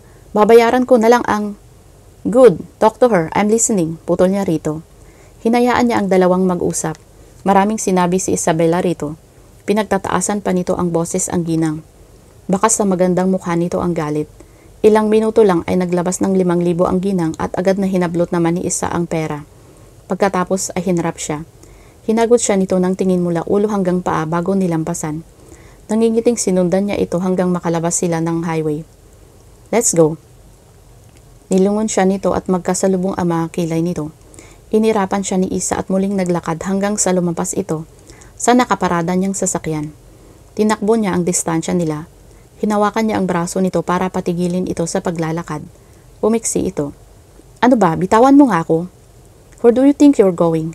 We are going home, seryosong sabi niya sa dalaga. His forehead creased when she smiled and then laughed her heart out. Wala namang nakakatawa sa sinabi niya ah. Bakit ito tumatawa? The way she laughed is pissing him off, big time. Home? Adik ka ba? Look, mister. Oops, sorry. Doktor nga pala. Nagpapasalamat ako sa'yo dahil pinigilan mo akong magpakamatay. Ginamot mo ako, pinakain, at binilhan ng mga lingerie na pang porn star. Wala akong pambayad doon. At saka bakit naman ako magbabayad? Hindi ko naman hiningi ang mga yon, di ba? Anyway, buong puso akong nagpapasalamat sa'yo. Quits na tayo. Kaya bitawan mo na ako kasi may pupuntahan pa ako. Pilit na binabawi nito ang braso, pero wala siyang balak na pakawalan iyon. Nasa iyo ang 20,000 ko. Sumimangot ito pero agad ding ngumiti na para bang may naalala. Malakas na binawi nito ang braso mula sa pagkakahawak niya at kinapa ang puwet niya. Napaigtad siya sa ginawa nito. Naramdaman niyang may hinugot ito mula sa kanyang bulsa. Ang wallet niya. Kinuha nito ang libo-libo niyang pera na nakagkakahalaga ng 50,000 pagkatapos ay ibinalik sa kanya ang wallet. What the hell, woman? Ibinulsa nito ang pera at malawak na nginitian siya. Bayad to sa virginity ko. Discounted na ngayon. Thanks, Doc. Bumuntong hininga siya. Kanina pa niya napapansin ang panginginig nito. He can't help but worry. Are you okay? You look tense. Your hands are shaking. Nag-iwas ito ng mga mata. Okay lang ako. Maingat na kinarga niya ito na parang isang prinsesa. Surprisingly, hindi ito umangal. I bet you're hungry. Let's eat first. Hindi na, may pera na ako. I'll give you more later. How much? A million? Billion? I can give you that basta kumain na muna tayo. Putol niya sa dalaga. Napanganga ito sa kanyang sinabi pero hindi na siya nagsalita pa. Maingat na isinikay niya ito sa kanyang sasakyan at habang nagdadrive siya ay nakatunganga pa rin ito sa kanya. Stop staring me like that. Puna niya rito. Bibigyan mo ako ng 1 milyon? Hindi makapaniwalang tanong nito sa kanya. Tumango siya na parang wala lang. Yeah, sure. Sigurado ka? Bakit? Cause you want it. Natawa ito ng mahina. Adik ka talaga no? Magbibigay ka ng 1 milyon kasi gusto ko? Hindi siya sumagot. Talak pa rin ito ng talak hanggang sa nakarating sila sa isang Japanese restaurant. Pagpasok nila ay tahimik na ito. He ordered food for her. Panay ang lunok nito habang nakatingin sa menu, kaya napangiti na lang siya. Para itong bata, ang cute. So, why did you leave? Tanong niya rito. Bumuntong hininga ito. Dahil gusto kong bumangon ulit, maghanap ulit ng trabaho. Hindi sa islang buhay ko, Doc. I can give you everything. Napatitig ito sa kanya na para bang hindi ito makapaniwala sa kanyang sinabi. Seriously, paulit-ulit na lang ang reaksyon nito sa kanyang mga sinasabi. At saka totoo naman ang sinabi niya ah. Financially, he is fucking stable. No, sobra pa sa stable. He can give everything she wants. Hindi ito maghihirap gaya ng dati. May tanong ako sa'yo. Tumango siya at ngumiti. What is it? Nagda-drugs ka ba? Nawala ang ngiti niya sa mga labi sa tanong nito. Kanina pa siya nito tinatawag na adik at nagsisimula na siyang magalit dito. Ito ang unang beses na nainsulto siya ng isang babae. Doc, hindi mo ako kaano-ano. Salamat na lang sa 1,000,000 mo. Kontento na ako sa halaga ng pera na nasa bulsa ko ngayon. Hindi kaano-ano. Realization hit him.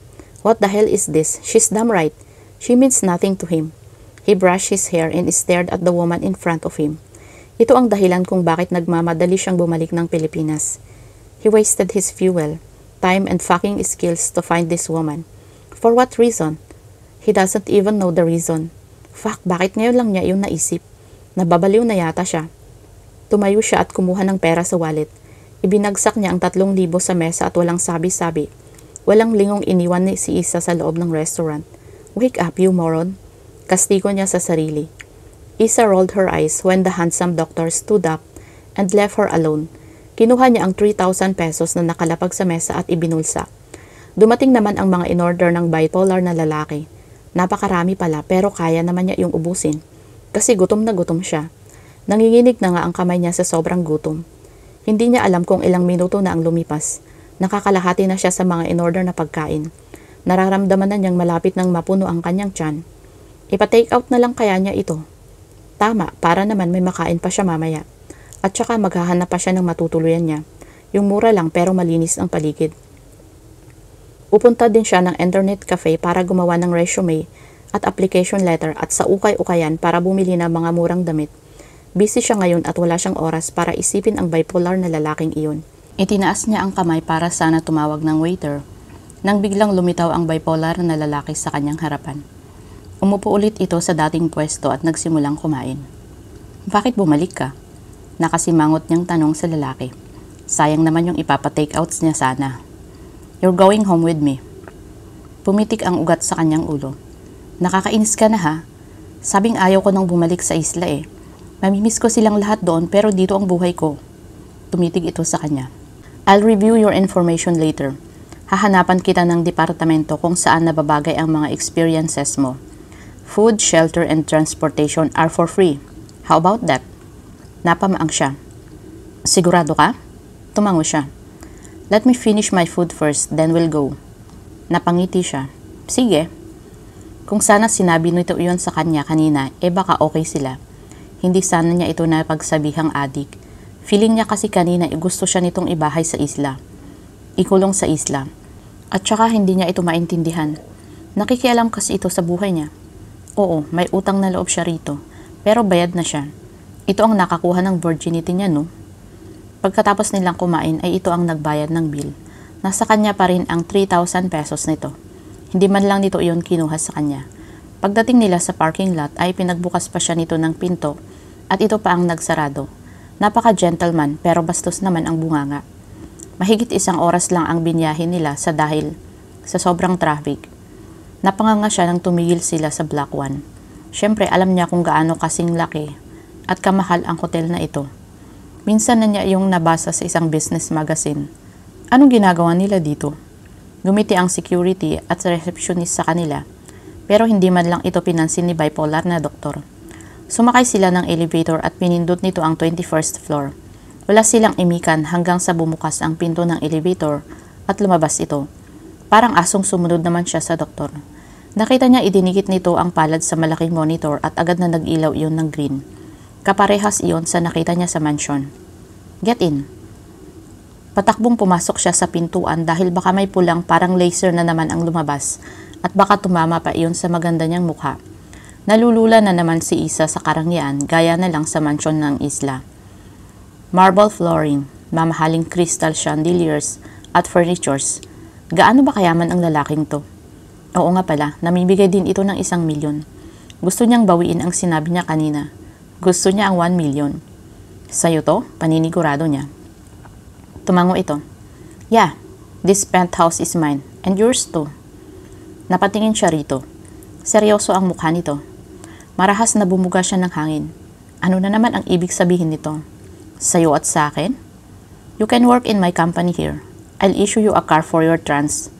Tinalikuran niya ito at naglakad patungo sa pinto, pero bago pa niya mabuksan iyon ay hinila siya nito paharap. He looks mad. At ito pa talaga ang may ganang magalit sa kanya. Bitiwan mo ako. No, I am helping you, woman. How can you reject this once in a lifetime offer? Tumaas ang boses nito na ikinalaki naman ng kanyang mga mata. Hindi naman ako humihingi ng tulong eh. At huwag mo akong pagtaasan ng boses. Sino ka ba sa inaakala mo? Wala akong pakialam kung milyonaryo o bilyonaryo ka. You need work, right? Tell me, Doc, may gusto ka ba sa akin? Walang prenong tanong niya sa doktor. Saglit itong natigilan sa kanyang tanong.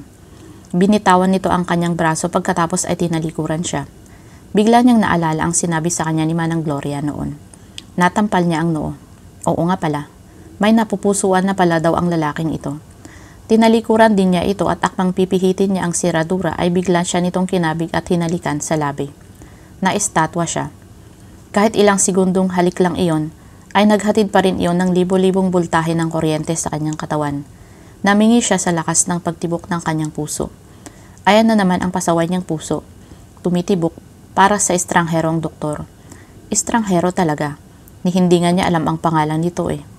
Ramdam niya ang pamumula ng kanyang pisngi nang maghinang ang kanilang mga mata. Napalunok siya dahil sa matiim nitong titig sa kanya. That should answer your question. Napatanga siya rito. Ha? Chapter 3. Kinakabahan si Isa sa hindi malamang dahilan. Nakaupo siya ngayon sa pang-isahang sofa sa living room kasama si Doktor. Nakaupo din ito sa mahabang sofa sa gilid at may pinagkakaabalahan sa laptop. Kanina pa siya naghihintay na magsalita ito at nagsisimula na siyang makaramdam ng pagkabagot at inis. Bumuntong hininga siya. Tiningnan niya ang lalaki. Magsasalita na sana siya nang mag-angat ito ng ulo at tinitigan siya. May bakante sa payroll department. Sumandal ito at pinag-cross ang mga braso sa dibdib. Miss Monteher, why should I hire you? Seryosong tanong nito sa kanya. Interview pala to. Nakasuot siya ng pajama at magulo ang buhok niya dahil kagigising lang niya. Dumating kagabi ang mga gamit niya galing sa isla. Dala-dala iyon ni Manang Gloria. Humingi siya ng paumanhin dito dahil pinag-alala niya ang mga ito. Nababasa niya ang kasiyahan sa mukha nito nang makita siya. Napakabait talaga nito. Maswerte si Doc dahil natagpuan nito ang isang tulad ni Manang Gloria at Manong Ronaldo. So, why should I hire you? Ulit nito sa tanong. Kumalam ang kanyang tiyan kaya napasimangot siya. May pa-why should I hire you pang nalalaman tong bipolar na doktor. Naiinis siya rito ang aga-aga na babadtrip siya. Sabi nito ay pwede na siya magtrabaho agad kapag may nakita itong bakantang posisyon. Sa kumpanya nito, ba't ini-interview siya ng lalaki ito ngayon? Kumain ka na ba? Tanong niya sa doktor. Tiningnan niya ang wall clock, pasado 9:00 na pala ng umaga. Kaya naman pala nagugutom na siya. You didn't answer my question, Miss Monteher. Why should I hire you? Tinignan niya ito ng masama bago tumayo. Ayoko na, bahala ka na nga sa buhay mo. Nagmarcha siya patungong kusina nang sumigaw ito. Hey, get back here! Nagugutom ako at ayoko nang magtrabaho sa kumpanya mo, sagot niya sa doktor. Hey, I was just kidding. Pwede ka na magsimula bukas. Lihim na napangiti siya sa sinabi nito. Magluluto ako ng agahan, dyan ka lang, huwag mo akong istorbohin. Hindi na niya hinintay ang sagot nito. Pagpasok niya sa kusina ay dumiretso siya sa refrigerator. Pabalyang isinarado niya iyon matapos makitang wala namang palang laman iyon. Buisit, nagugutom na talaga siya. Kailangan nating mamili mamaya. Wait here, I'll get my phone. Magpapa-room service ako. Tumango lang siya. Natin daw. Ilang minuto lang ay dumating ang mga pagkaing in-order nito. Naupo ito sa katabi niyang stool ng island counter. Nakasuot ito ng pink na jacket at itim na jogger pants. Bagay na bagay yun dito. Minsan lang siyang nakakita ng lalaking nagsusuot ng kulay pink eh. Hindi niya maiwasang mapahanga ulit sa taglay nitong kagwapuhan. Kung sana lang, ay alam niya ang pangalan nito. Doc, gusto kong malaman ang pangalan mo. Sabi niya rito habang kumakain. Napatingin ito sa kanya. May pag-aalinlangan sa mga mata nito pero bakit? Confidential ang peg? Ganon, bakit nga confidential? Why do you want to know my name? Tanong nito sa kanya habang hindi pa rin humihiwalay ang mga mata nito sa kanya. Gusto kong malaman ang pangalan ng lalaking nagligtas sa akin, ang lalaking unang nakakuha sa akin, ang lalaking tinulungan akong makabawi sa buhay. Ang lalaking dahilan kung bakit nakalimutan ko na ang mga masasakit na pangyayari sa aking buhay. Ang lalaking nagpapabilis ng pagtibok ng aking puso. At ang lalaking unti-unti ko nang nagugustuhan. Dugtong niya sa kanyang isipan. Bumuntong hininga ito at nag-iwas ng mga mata. Magtitimpla ako ng kape. Sinundan niya ng tingin ang doktor. Bakit ayaw mong sabihin? May ginagawa ka bang illegal? Kabilang ka ba sa isang sindikato? Ano? Mahina itong natawa. I am an orthopedic surgeon, Isabella. Ano naman yan? Hindi niya alam kung ano. Basta, doktor. Pare-pareho na yon para sa kanya. Sumandal ito sa refrigerator at pinag-cross ang mga braso sa dibdib. I diagnose, treat, prevent, and rehabilitate disorders, injuries, and diseases of the musculoskeletal system. Ano? Musculoskeletal? Natawa ito ng malakas. Musculoskeletal system. Bones, joints, ligaments, muscles, nerves, and tendons, mga ganyan. Napatango-tango siya. Amazing. Wala siyang maisip na sagot dito. Yun lang. Amazing. Amazing naman talaga yun, di ba?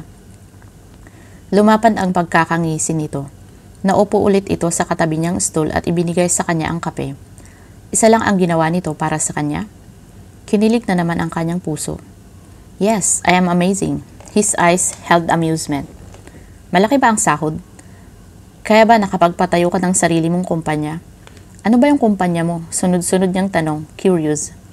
Yes, malaki ang sahod. 50,000 pesos kada buwan? Sumimsim siya ng kape. Napaisip ito. Around 3.5 million pesos a month? Napaubo siya sa sagot nito. Muntik pa niyang mabitawan ang baso. Hinimas-himas nito ang kanyang likod habang mahinang tumatawa. I earn dollars, not peso. That's why. Pinakabababa na ang $300 sa isang oras ko. That's around 15,600 pesos. Kapag nagtrabaho ako ng 8 oras, may 125,000 pesos na ako. So yeah, a month will be 3.5 million pesos. Kung may pera lang siya, gusto niyang mag-aral ng orthopedic. Orthopedic ba yun? Isang araw lang niya, may 100,000 na siya. Pero teka nga, napangiti siya at tinitigan ang gwapong doktor. Hindi na niya ito tatawaging bipolar. Nangingiting napailing ito nang titigan niya ito. I think I know that look. Kumikislap ang mga mata nito. Let me take a guess. You're probably thinking na barya ko lang ang 1,000,000 piso. Kumislap palalo ang kanyang mga mata at mabilis na tumango. Hindi na kita tatawaging bipolar, pangako. Tumawa ito ng malakas. You're really something, and yes, you're right. Barya ko lang yun. My company is earning $1 billion a day. Napaawang ang kanyang labi. Ganon kalaki? Tell me about it. My company is distributing pharmaceuticals, medical supplies, equipments, and care management tools and providing health information technology. I own thousands of pharmacy in the US, Europe, and Asia. Napatango-tango siya. Pharmacy lang yung pumasok sa utak ko. Tumayo ito at ginulo ang kanyang buhok. Take a bath, we'll go to the supermarket. Tumango na lang siya. Sige, siya nga pala Doc, gustong-gusto na kita. Nakita niyang natigilan ito. Kasi ang yaman-yaman mo. Dugtong niya. Napangiti ito at napailing na lang. Pagkatapos nilang kumain ay mabilis na naligo siya at tinuyo ang buhok gamit ang blower. Pinili niya ang itim na sleeveless at pinatungan niya iyon ng kulay gray na long sleeve blazer. Nagsuot siya ng jeans at pineresan iyon ng strappy wedge. Pagbaba ay nakita niya si Doc na nakaupo sa couch at nang mapatingin ito sa kanya ay dahan-dahan itong tumayo. Hinagod nito ng mainit na titig ang kanyang katawan at hindi niya na mapigilang mapahiya. You look good. Ngumiti siya. Thanks. Magaling itong pumili ng mga damit. Oo nga pala. Paano nito nalaman ang size niya? 12:00 na ng tanghali nang makarating sila sa mall. Take note, magkahawak kamay sila habang naglalakad. Naghahanap ito ng restaurant. Kakain daw kasi muna sila ng tanghalian bago mag-grocery. Siyempre, hindi na siya umangal pa kasi gutom na siya. Hindi mawala ang ngiti sa kanyang mga labi dahil sa kilig na nararamdaman. Hindi niya akalaing may matamis na side pala itong gwapong doktor.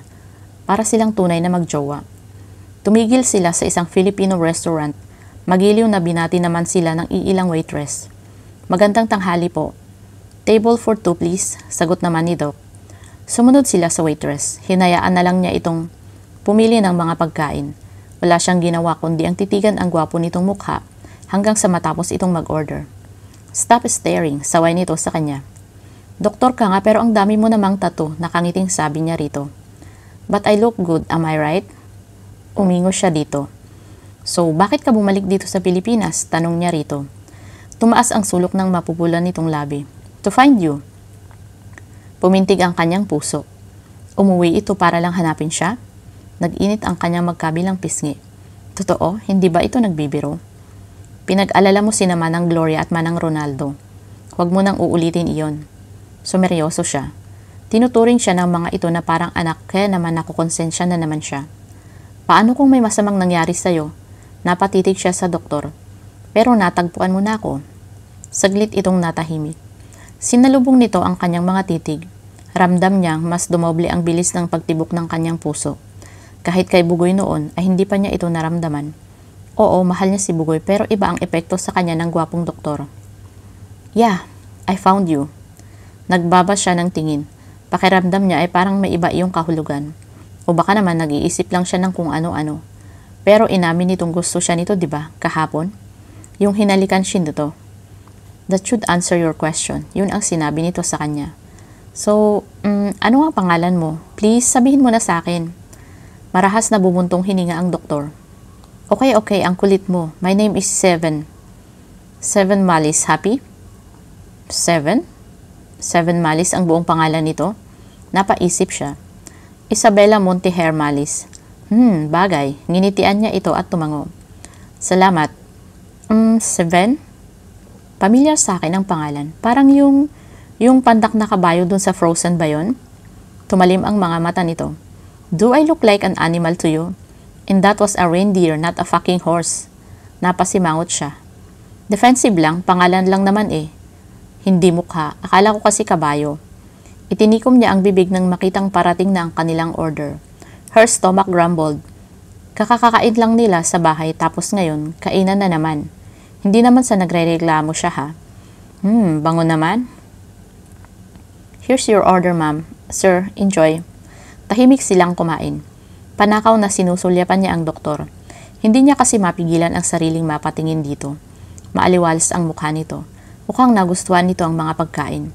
Wala sa sariling napangiti siya. Napakagwapo talaga niya. Pagkatapos nilang kumain ay parang sasabog ang kanyang tiyan sa sobrang busog. Hindi niya yata kayang maglakad-lakad. Kailangan niyang magpahinga muna. Sumandal siya sa upuan at hinimas ang tiyan. Thanks God. Let's go. Napatang niya siya rito. Maglakad-lakad tayo dahil busog na busog ka. Let's burn the food inside there. Turo nito sa kanyang tiyan. Tumango lang siya. Hinawakan nito ang kanyang kamay pagkatapos ay hinila palabas ng restaurant. Ang sarap sa pakiramdam kapag hawak-hawak nito ang kanyang kamay. Nagulat siya nang bigla itong tumigil sa paglalakad. Bumangga ang mukha niya sa balikat nito. Nasapo niya ang ilong dahil sa sakit. Aray naman, bakit bigla-bigla ka na lang tumigil? Angal niya, muntik pa siyang masuka. Helium? Napatingin siya sa babaeng nasa harapan. May kasama itong gwapong lalaki na may blonde highlights ang kulot na buhok. Napakagwapo nito pero higit na mas gwapo si Sven para sa kanya. Hinagod niya ng tingin ang babae. The woman is tall and slender. She has a very beautiful and innocent face, long eyelashes, rare green eyes, perfect pointed nose, and round red lips. Wala itong ka-makeup pero napakaganda pa rin nito. Nagmumukha itong manika. Pero may mali. Ano yung sabi ng babae? Helium? Parang may sumuntok sa kanyang puso nang bitawan nito ang kanyang kamay. Lumipad ang tingin niya kay Sven. Her heart tightened when she saw the expression of his handsome face. Pain and sadness flashed in his beautiful dark blue eyes. Gumalaw ang panga nito. Ang babaeng ito ba ang tinutukoy ni Manang Gloria na mahal ni Sven? Sven? Helium, it's been a while. Noon pa kita gustong makausap pero hindi kita makontak. Can we talk? Helium, this woman called Sven Helium. He told her that his name is Sven. Sven Malis. Nagsinungaling ito sa kanya. Natawa siya ng pagak. Bakit kailangang magsinungaling pa ito tungkol sa pangalan nito? Chapter 4. Walang kangiting-ngiting na upo siya sa kabilang mesa. Habang sa kanyang harapan-napan ay yung lalaking kasama ng magandang babae. Bakit kailangan pa ng mga ito ng privacy para lang mag-usap? E di sana hindi sa pampublikong lugar ang mga ito nag-usap. At saka nasa kabilang mesa lang ang mga ito.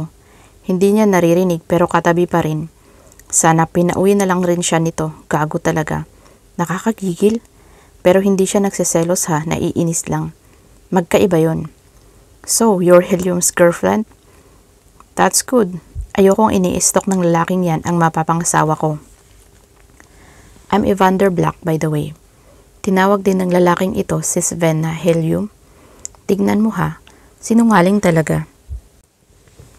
She snapped. Ako? Napatawa siya ng parang nasisiraan ng bait, pero agad ding sumeryoso. Hindi ko boyfriend ang bipolar na lalaking yan. Hindi niya mapigilang magtaas ng boses. Nag-aalburuto talaga ng puso niya, buwisit. Pero hindi talaga siya nagsiselos. Natawa ito sa kanyang sinabi. Relax, nag-uusap lang sila. Itinirik niya ang mga mata. Ha, kalmado ako no? Hindi ako nagsiselos dahil may kausap siyang magandang babae. Natawa ulit ito. Pinapatay mo sa titig ang fiancé ko. Hindi niya ito pinansin.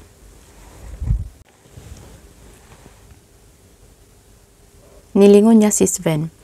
Nakita niya ang pagngiti nito na ikinainis naman niya. Padabog na dinampot niya ang kape at diretsong ininom. Napasigaw siya nang mapaso ang kanyang labi at nabitawan pa niya ang baso. Natapon iyon sa kanyang dibdib kaya naman napatayo siya. Fuck! Hey, are you hurt? Napangiwi siya bago tinignan ang gwapong doktor na ngayon hawak-hawak ang laylayan ng kanyang damit para hindi iyon lumapat pa sa kanyang balat. Tinignan niya ito ng masama. Hindi masakit. Buhusan din kaya kita ng kape. Sarkastikong sagot niya. Hinila siya nito patungo sa restroom. Nagulat siya nang hubarin nito ang kanyang blazer at pati na rin ang kanyang basang damit. Teka, ano ba? Inianhook nito ang kanyang bra at hinubad. Inilapit nito ang mukha sa bandang dibdib niya na ngayon namumula sa paso. Nagwala ang kanyang puso at namula ang kanyang mukha. Ihaharang sana niya ang mga braso sa dibdib pero pinigilan nito iyon. Napansin niya, bumaba ang mga mata nito sa kanyang nipples. Nakita niyang napalunok ito. Nag-init naman agad ang kanyang ulo. Mabilis na lumipad ang kanyang palad sa pisngi nito. Tumayo ito ng tuwid at galit na tinignan siya. What the fuck, woman? What's your problem? Tinakpan niya ang mayamang dibdib gamit ang dalawang braso. Sa iba ka naman nakatingin asik niya rito. Ngumisi ito ng nakakaloko. Hinawakan nito ang kanyang magkabilang pulso at sa pilitang tinanggal ang mga braso na nakatakip sa kanyang mga dibdib. Itinulak siya nito paatras hanggang sa tumama ang likod niya sa malamig na pader. Ano ba? Bitawan mo nga ako. Bumaba ulit ang tingin nito sa kanyang dibdib. I'll buy an ointment for you later. Nakagat niya ang ibabang labi nang maramdaman ang mainit nitong hininga sa korona ng kanyang dibdib. Sven, hinihintay ka na ng babae. Agad na lumuwag ang pagkakahawak nito sa kanyang dalawang kamay. Dahan-dahan itong tumuwid ng tayo pagkatapos ay hinubad ang suot na jacket at isinuot sa kanya. Pinulot nito ang kanyang mga damit na nahulog sa sahig at itinupi. Let's go. Nagbago na naman ang ekspresyon ng mukha nito. Tinapunan siya nito ng malamig na tingin. Ganito ito kaapektado sa magandang babaeng yun. Nakaramdam siya ng suntok sa puso pero hindi talaga siya nagsiselos. Babasain ko lang ng tubig tong paso ko, mauna ka na. Tumango lang ito saka lumabas. Naiwan siyang nakasandal sa pader ng banyo. Nilingon niya ang sarili sa malaking salamin. Pagkatapos ay bumuntong hininga. Ipinasok niya sa bulsa ang kamay at inilabas ang perang nakuha niya. Rito kahapon pati na rin ang perang ibinayad sa kanya ng dating landlady. Sa halagang ito pansamantalang mabubuhay siyang mag-isa. Pero mahal ang mga bilihin dito sa Maynila. Pwede siyang pumunta ng probinsya. Hindi man kalakihan ang sahod doon. Kapag doon siya nagtrabaho, mura naman ang upa at bilihin. Naalala niya ang matalik na kaibigan noong high school siya. Taga-Karanglaan, Nueva Ecija ang babaeng iyon. Pwede siyang makituloy doon pansamantala. Tama, doon na lang muna siya. Magpapakalayo muna siya sa lalaking yun. Baka tuluyan ng mahulog ang loob niya rito. Habang mas maaga pa ay maagapan na, diba? Mahirap nang magkagusto sa lalaking hindi na available ang puso. Wala siyang pag-asa at saka kung ikukumpara niya ang sarili sa babaeng iyon, wala siya talaga siyang laban. Ganoon ang mga tipot nitong babae, diba? Mala modelo, kutis mayaman, putragis, bigla siyang nanliit sa sarili niya. Huminga siya ng malalim at dahan-dahang pinihit ang seradura. Naghanap siya ng exit habang nagtatago sa pader. Nang makita niya ang exit na nasa likod na bahagi ng coffee shop, ay sinilip muna niya si Sven. Nakikipag-usap pa rin ito sa magandang babae. Yung Evander Black naman ay nakatingin sa kanya. Teka, nakatingin sa kanya? Shit! May pagmamadaling humakbang siya patungo sa exit ng coffee shop. Abot-abot ang kabang nararamdaman niya ngayon. Para namang may krimen siyang tinatakasan. Paglabas niya sa pinto ay mas dumoble ang kaba sa kanyang dibdib. Ang mabilis na lakad ay naging takbo. Hindi niya alam kung saan siya patungo. Isa lang ang alam niya, kailangan niyang makaalis. Nagsisimula na siyang hingalin, pero mas binilisan pa rin niya ang pagtakbo. Baka isumbong siya ng Evander Black na yun. Baka sundan siya ni Sven. Paglingon-lingon niya sa kanyang likuran hanggang sa may mabangga siyang isang matigas na malambot na bagay. Hinintay niyang bumagsak sa lupa ang kanyang katawan pero wala. Naramdaman niya ang dalawang brasong nakapalupot sa kanyang baywang. Hey, careful! Kakulay ng kagubatan ang mga mata nito. Banyaga na naman. Gwapo rin ito pero higit na mas gwapo si Sven. Nang makabawi siya ay tinulak niya patayo ang sarili at malakas na tinanggal ang mga braso nitong nakapulupot sa kanyang bewang. Tumakbo ulit siya at hindi man lang nilingon ang gwapong lalaking nakabangga. Oo nga pala, hindi man lang siya humingi ng pasensya, bahala na. Dahan-dahang tumigil siya sa pagtakbo nang biglang sumakit ang kanyang tiyan. Masakit talaga, hindi biro. Bahagya niya iyong hinimas pero mas lalo lang iyong sumakit. Napahawak siya sa posting nasa harapan. Masakit ang bandang puso niya. Shit, ang sakit. Bakit ngayon pa? You okay, miss? Kumunot ang kanyang noo nang makita ang lalaking nabangga niya kanina. Sinundan ba siya nito? Sinusundan mo ba ako? Aray! Agad na dinaluhan siya ng lalaki. Nang muntik na siyang mawalan ng balanse. Yeah, anong makasakit sa'yo? Iyong puson ko, aray, masakit talaga. Nagulat siya nang buhatin siya nito. Pumara ito ng taxi at maingat siyang isinakay. To the nearest hospital, please. Pinagpapawisan na siya ng malamig dahil sa sobrang sakit. Gusto niya itong pasalamatan pero masakit na talaga ang puso niya. Unti-unti na siyang nawawalan ng lakas at nanlalabo ang kanyang paningin. Ano bang nangyayari sa kanya? Pagdating nila sa hospital ay isinakay siya sa stretcher. Wala siyang makita. Puro itim nga ang nakikita niya. Nakaramdam siya ng takot. Unti-unti na rin siyang namimingi. Diyos ko, karma ba ito sa paghuhubot ko ng pera sa lalaking iyon? Hey, how do you feel? Napatingin siya sa lalaking nakatunghay sa kanya. Sino ito at saan siya? Dahan-dahan siyang bumangon at iginala ang paningin. Ospital? Nasa ospital siya pero bakit? Tinignan niya ulit ang banyagang lalaki. Bakit ako nandito? Hindi mo maalala? Sumakit ang puson mo at nawalan ka ng malay. Nakakaintindi ito ng Tagalog at marunong din ito. Parang dito na ito lumaki sa Pilipinas. Bumuntong hininga siya nang maalala ang ginawa niyang pagtakas kay Sven. Sumakit ang puso niya pagkatapos niyon. Napasobra yata siya sa kain tapos tumakbo pa siya. Yun siguro ang dahilan. You're pregnant by the way, kaya sumakit ang puson mo. Nanlaki ang mga mata niya sa sinabi nito. Ano daw? Ano? Buntis ako? Tumango-tango ito. Congratulations. Umiling siya. Hindi ito maaari. Kung kailan may plano siya, saka naman niya malalaman na nabuntis pala siya ng bipolar na doktor. Tanga-tanga niya. 2 buwan na siyang hindi dinatnan at hindi man lang niya naisip ang posibilidad na buntis siya. By the way, what a coincidence. Kaibigan ko pala ang asawa mo. Nakangiting sabi ng lalaki. Gulat na nag-angat siya ng mukha. Ano ka mo ulit? Ano? Asawa? Wala akong... As if on cue, bumukas ang pinto ng pribadong kwarto at iniluwa doon ang lalaking tinakasan. Nanlamig ang buo niyang katawan. Tumayo ang dikilalang lalaki at nagpaalam na lalabas ng kwarto. Naupo naman sa gilid ng kama si Sven. Malamig na tinitigan siya nito. Why? Nag-iwas siya ng mga mata. Ano why? Bakit yun? Why did you run away? Hindi siya makasagot. This is the last time you'll be running away from me. You're pregnant with my child. Whether you like it or not, you will stay with me. Galit na bumaba siya ng hospital bed at nagmarcha patungo sa pinto. Pero walang sabi-sabing binuhat siya ni Sven at binalik sa kama. Hindi ako buntis. You are. Uuwi tayo maya-maya. Inirapan niya ito. Ayokong sumama sa'yo. You don't have a choice. Ayaw kong sumama sa lalaking nagsisinungaling ng pangalan sa akin. Mas lalo namang ayokong maging asawa mo. Hindi ako fan ng mga pa-mysterious effect. Ngumisi ito. Oh, that? Sorry. But I already registered our marriage. Ngumisi din siya pero peke. So, Mrs. Malis na ako? Ay di ba hindi naman yun ang totoo mong pangalan? Ha? Mr. or Dr. Sven Males? Nawala ang ngisi nito sa mga labi. Napalitan ng pagkairita ang ekspresyon nito. Ito pa talaga ang may ganang mairita sa kanya. Samantalang ito ang nagsinungaling sa kanya. Ha, baliw talaga tong lalaking to.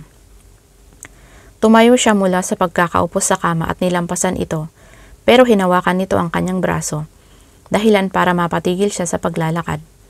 I'm sorry. Napatitig siya dito. Huminga siya ng malalim bago nagsalita. Kung ayaw mong sabihin sa akin ang totoo mong pangalan, okay lang. May rason ka kung bakit tinatago mo yun, di ba? At saka baka yung helium na pangalan, hindi rin totoo kaya... Isabella, mahina siyang natawa. Yung pangalang Sven Malis, hindi bagay sa'yo. Yung helium, pwede. Medyo bagay sa'yo. Medyo lang ha. Lumamlam ang mga mata nito. You can call me helium then. Bigla niyang natampal ang noo nang may ma-realize. Binabawi ko na ang sinabi ko, na okay lang na hindi mo sabihin sa akin ang tunay mong pangalan. Wala pang 5 minutes, diba? Pwede ko pa yung bawiin. Buntis ako, ikaw ang ama. May karapatan na akong malaman yun. At saka asawa mo na ako, sabi mo pinarehistro mo na eh. Marahas na bumuga ito ng hangin. Later, for now, let's get out of here. Magkahawak kamay silang lumabas ng kwarto at nakasalubong nila ang lalaking nagdala sa kanya sa ospital. Oh, naalala na niya ito. Nginitian siya nito pero hindi niya ito pinansin. Ipinagbukas siya ni Doc ng pinto at inalalayan ng pumasok at maupo sa sasakyan. Doc na naman ulit ang tawag niya rito. Kumunot ang kanyang noo nang pumasok sa backseat ang hindi pa niya kilalang lalaki. Kasama ito sa kanila? Don't look at me like that, Miss Beautiful. Tinaasan niya ito ng kilay. Sino ka ba? I am called Dr. Strange, nakangising sagot nito. Dr. Strange? Doktor din ito. At saka yung Strange, ang cool pakinggan. Strange ang apelyido nito. Ibang klase talaga ang mga apelyido ng mga banyaga. Bagay sa'yo, komento niya. Medyo nagulat siya nang bigla itong tumawa ng malakas. Pumasok naman si Doc at pinaandar ang sasakyan. I am starting to like you, Miss Beautiful. Shut up, sabat ni Doc. Okay, sorry man. Sit properly, Isabella. Put your seatbelt on. Inirapan niya ito bago nagsuot ng seatbelt. Tahimik lang silang tatlo habang nasa kalagitnaan ng trapiko. Hindi man lang ini-on ni Doc ang radyo o magpatugtog man lang ng music kaya naman pinakialaman niya iyon. Naboboard na kasi siya. Sinulyapan niya ang gwapong doktor. Mabuti naman at hindi ito umaangal. Tumingin siya sa labas ng bintana at wala sa sariling napangiti. Gusto niya ang kantang to, ewan ba niya, parang nawawala na ang inis niya. Nang matapos ang kanta ay sa wakas umusad na ang trapiko. 5:00 ng hapon na sila nakarating sa penthouse nito. Nagulat siya nang makita ang tatlong nagugwapuhang nilalang sa labas na walang suot na pang-itaas. Pandesal, ang daming pandesal. Napaawang ang kanyang labi nang sabay na lumapit ang tatlo sa kanila. Diyos ko, tao ba ang mga to? Gawa niyo pa talaga ang mga to. Bakit masyadong mga perpekto? Di ba nga, walang perpekto sa mundo. So, this is your woman. She's a beauty. Nakangiting sabi ng lalaking kulay abo ang mga mata. Not bad. Sabi naman ng lalaking may kulay light brown na mga mata. In fairness, first time niyang makakita ng ganitong kulay. Kapag natititigan mo ng maiki ay parang nagkukulay berde iyon. Napakaganda. I love long legs. Nakangising sabi naman ng lalaking kulay blue-green ang mga mata. Bakit ang mga Pinoy isang kulay lang? Dark brown. Napaka-unfair, no? She is this asshole's wife now. Itinuro nito si Doc na blanco lang ang ekspresyon. She's pregnant by the way. Sabay na napa-o ang tatlo at palipat-lipat ng tingin sa kanila ni Doc. Hindi niya ako asawa at saka hindi ko kilala ang lalaking to. Iwinaksi niya ang kamay nito at tinapunan ito ng malamig na tingin. Hinawakan ulit nito ang kanyang kamay. Ang lalaking to ang ama ng batang nasa sinapupunan mo. Binalingan nito ang mga kaibigan na ngayon ay nakangisi na parang aliw na aliw sa mga pangyayari. Ang weirdo. Magsuot kayo ng damit at huwag kayong magkakalat dito. Ayoko ring nag-iingay kayo rito, maliwanag? Yes sir, sabay na sagot ng tatlo. Hindi mo man lang ba sila ipapakilala sa akin? Tanong niya kay Doc. Siyempre, hindi na siya nag-e-expect na magpapakilala sa kanya ang tatlong to. Pero wala namang masama kung susubukan niya. Nagbabaka sakali lang naman siya. I am Dr. Cardio. Pakilala ng lalaking kulay abo ang mga mata. Ano? Cardo? Cardio. I'm a cardiologist. Nakangising sabi nito. Bumuntong hininga siya at nilampasan ang mga ito. Sabi na nga ba nakakabuwisit? Umakyat siya sa hagdanan at pumasok sa kwarto ni Doc. Sumunod naman ito sa kanya. Naupo siya sa gilid ng kama. Pakiramdam niya ay pagod na pagod siya. Higa ka muna, kukunin ko yung ointment. Nilagyan ko na rin yan kanina habang wala ka pang malay. Mahapdi ba? Hindi niya ito pinansin. Kaya naman pala hindi masyadong mahapdi. Muntik na tuloy niyang makalimutan to. Bumuntong hininga siya. Palagi na lang siyang bumubuntong hininga. Nakakamalas daw tong ganito, di ba? Bahala na.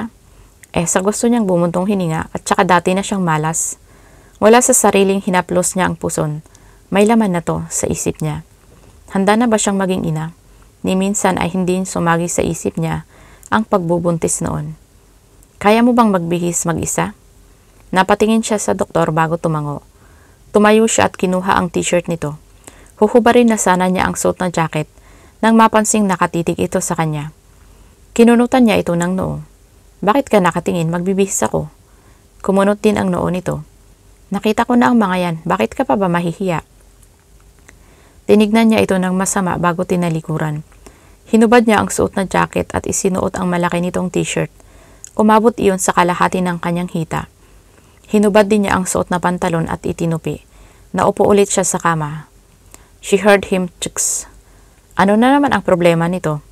Nagulat siya nang itinayo siya nito at hinubad ang shirt na nakasuot lang sa kanya. Ano ba? Otomatikong tinakpan ng kanyang mga braso ang malulusog na dibdib. Lalagyan ko pa ng ointment ang mga paso mo. Higa ka na sa kama. Sumandal siya sa headboard ng kama at nagkumot para matakpan ang kanyang kahubdan. Hinila ni Doc pababa ang kumot hanggang lumantad ang kanyang mahahabang bias. Wala namang paso. Ay! Napahiga siya sa kama nang hilahin nito pababa ang kanyang dalawang paa. Nag-init ang kanyang pisngi nang paghiwalayin nito ang kanyang mga hita. Pagkatapos ay pumuesto ito sa pagitan yon. Sa pilitang tinatanggal nito ang kanyang mga braso na nakatakip sa kanyang dibdib at nagtagumpay ito. Lumantad ang malulusog niyang dibdib sa paningin nito. Kinuha nito ang ointment sa uluhan niya at dahan-dahang nilagyan ang kanyang namumulang balat. Sana hindi nito marinig ang malakas at mabilis na pagtibok ng kanyang puso dahil sa sobrang lapit nito sa kanyang dibdib. Napalunok siya nang maamoy ang mabango nitong buhok. Pwede naman akong sumandal, di ba? Nauutal niyang sabi sa doktor. Ang awkward ang posisyon nila, parang posisyon noong una siya nitong maangkin. Hinintay niya itong sumagot pero hanggang sa matapos ito ay hindi ito nagsalita. Nakahinga siya ng maluwag nang sa wakas ay dumistansya na ang mukha nito sa kanyang dibdib. Nagtagpo ang kanyang mga kilay nang maramdaman ang dalawa nitong kamay sa kanyang panty. Parang alam na niya kung ano ang susunod nitong gagawin at hindi nga siya nagkamali. Napaawang ang kanyang mga labi nang malakas na pinunit nito ang panty niya at hinaplos ng daliri nito ang kanyang hiwa. Ikinipot niya ang mga hita nito para pigilan ito. Bastos, I want to fuck my wife and I don't take no for an answer. Seryosong sabi nito. Napalunok siya. Tinawag siya nitong wife. Hindi mo ako asawa. Wala kang pruweba. Ngumisi ito. You want proof? I'll give that to you later. He leaned in and dropped a quick kiss on her lips. I didn't lie to you when I said that my name is Sven Malis. Hindi mo pa maintindihan ang lahat-lahat. Sa ngayon, isa lang ang dapat mong maintindihan. Yon ay asawa na kita. Bumaba muli ang mga labi nito sa labi niya. But I really want you to call me Helium. Pabulong nitong sabi bago mapusok na hinalikan ang kanyang labi. Helium. Chapter 5. Nagising si Isabela dahil sa mainit at matigas na bagay na kumikis-kis sa kanyang puwet. Babangon sana siya nang biglang may kumubabaw sa kanya. Si Helium. Bago pa siya makapagprotesta ay umulos ito sa pagitan niya. Nakagat niya ang ibabang labi nang isagad nito ang kahabaan sa kanyang loob. Sorry, I can't help it. I want you, Isabela. Kinagat nito ang ibaba niyang labi pagkatapos at ipinasok ang dila sa kanyang bibig. Napaungol siya, otomatikong pumalibot sa batok nito ang kanyang mga braso at tinugon ang mainit at mapaghanap nitong halik. Kusang gumalaw ang kanyang balakang para salubungin ang mabagal pero malalakas nitong ulos. Ang sarap, nakakabaliw ang sarap. Pero mas mababaliw siya kung mas bibilisan pa nito ang paglabas-masok sa kanyang pagkababae. Faster! Ngumisi ito at hinalik-halikan ang kanyang magkabilang pisngi. Say my name. Helium. Bumaba ang halik nito sa kanyang panga, pababa sa kanyang leeg. Good. Helium, faster please. Hindi naman siya nito binigo. Malakas at mabilis na umulos ito at parang mawawarak ang kanyang pagkababae. Imbes na masaktan ay nagustuhan niya iyon. Sagad na sagad ang matigas nitong kahabaan sa kanyang loob at natutumbok nito ang kanyang pagnanasa. Para siyang mababaliw sa sarap sa tuwing natatamaan iyon. Helium, please. Faster, please. Yes, baby, you're tight. Sinipsip nito ang kanyang korona habang ang isang kamay naman nito ay hinihimas ang isa pa niyang dibdib. Parang nararamdaman niya niyang sasabog siya. Malapit na siya. Kusang yumakap ang mga binti niya sa bewang ng kaniig para salubungin ang paglabas-masok nito. Napamura ito ng malakas. Inangat niya ang mukha nito at marubdob ng hinalikan sa labi hanggang sa tuluyan ng rumagasa ang mainit niyang katas. Oh gosh! Hindi ito tumigil sa paglabas-masok. Mas naging agresibo ito. Lumuhod ito sa kama at hinawakan ang kanyang bewang. Iginalaw nito ang kanyang katawan para salubungin ang mga ulos nito. Nakatutok ang mga mata nito sa kanyang pagkababae. Pero imbes na mahiya siya, ay mas nag-init ang kanyang katawan. Napakapit siya sa unan at napaliyad nang muling sumabog ang init mula sa kanyang kaibuturan. Oh fuck, you're hot, anas nito. He pinched her nipple and put his 2 fingers on her mouth. Parang may sariling isip ang kanyang dila na gumalaw. Naghatid iyon ng kakaibang init sa kanyang katawan. He pinched one of his nipples again and fucked her harder and faster. Isang mahabang ungol ang kumawala sa kanyang lalamunan nang labasan siya sa ikatlong pagkakataon. Sumunod naman sa kanya si Helium. Pinagdikit nito ang kanilang noo. Tinanggal nito at hinalikan siya. That was hot. Nagugutom ako. He chuckled and lay down beside her. Me too. Let's rest for a while. Nang bumalik sa normal ang kanilang paghinga ay tumayo siya. Isinuot niya ulit ang t-shirt ni Helium. Kumuha ito ng boxer shorts sa closet at ibinigay sa kanya. Pagkatapos niya iyong isuot ay lumapit ito sa kanya at sinuklay ang kanyang buhok gamit ang mga kamay. Her heart warmed. He cupped her face and kissed her slowly, and then she felt butterflies on her stomach. Hinaplos nito ang kanyang puson. I hope it's a girl, ngumiti ito sa kanya. Agad na bumilis ang pagtipok ng kanyang puso. Nanatili siyang tahimik. Hinawakan nito ang kanyang kamay at hinila palabas ng kwarto. Pababa na sila ay nakita niya ang 4 na lalaki na nanonood ng cartoons habang umiinom ng Red Horse. Hindi man lang ito lumingon. Parang nagkukonsentrate ang mga ito sa pinapanood na pusa na hinahabol naman ang maliit na daga. What do you want to eat? Tanong nito sa kanya pagpasok nila sa kusina. Huminga siya ng malalim at binawi ang kamay na hawak-hawak nito.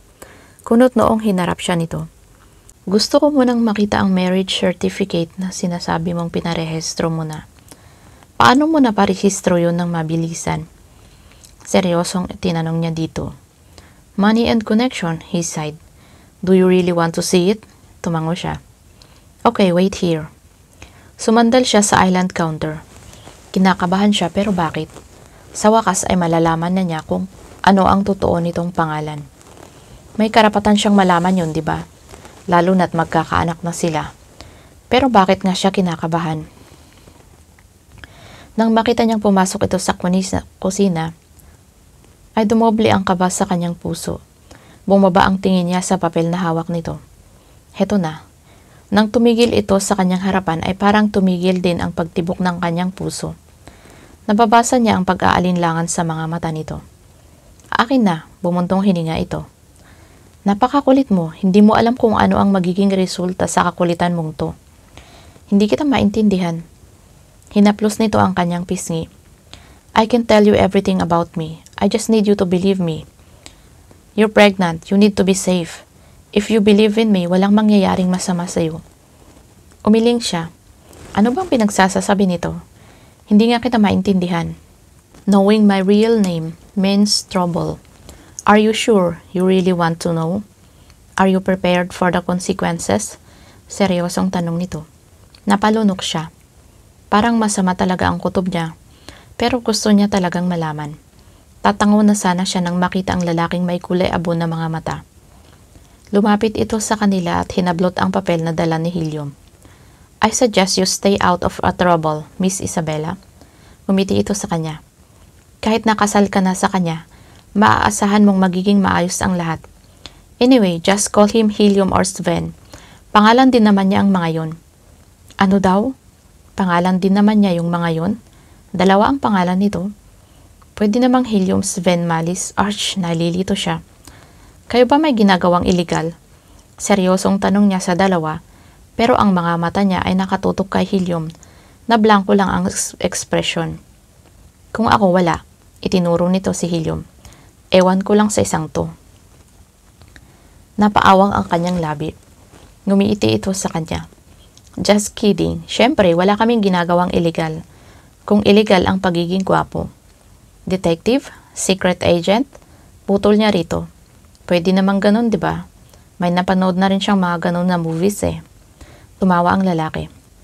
We're doctors, all of us here, but different specialties. Sige na, matulog na ako. Good night, Miss Isabella. Iwinigayway nito ang papel at lumabas ng kusina. Itinirik niya ang mga mata bago tinalikuran si Helium. Binuksan niya ang refrigerator, puno na iyon. Hindi na siya nagtanong pa kung sino ang namili. Kumuha siya ng 6 na chicken hotdog.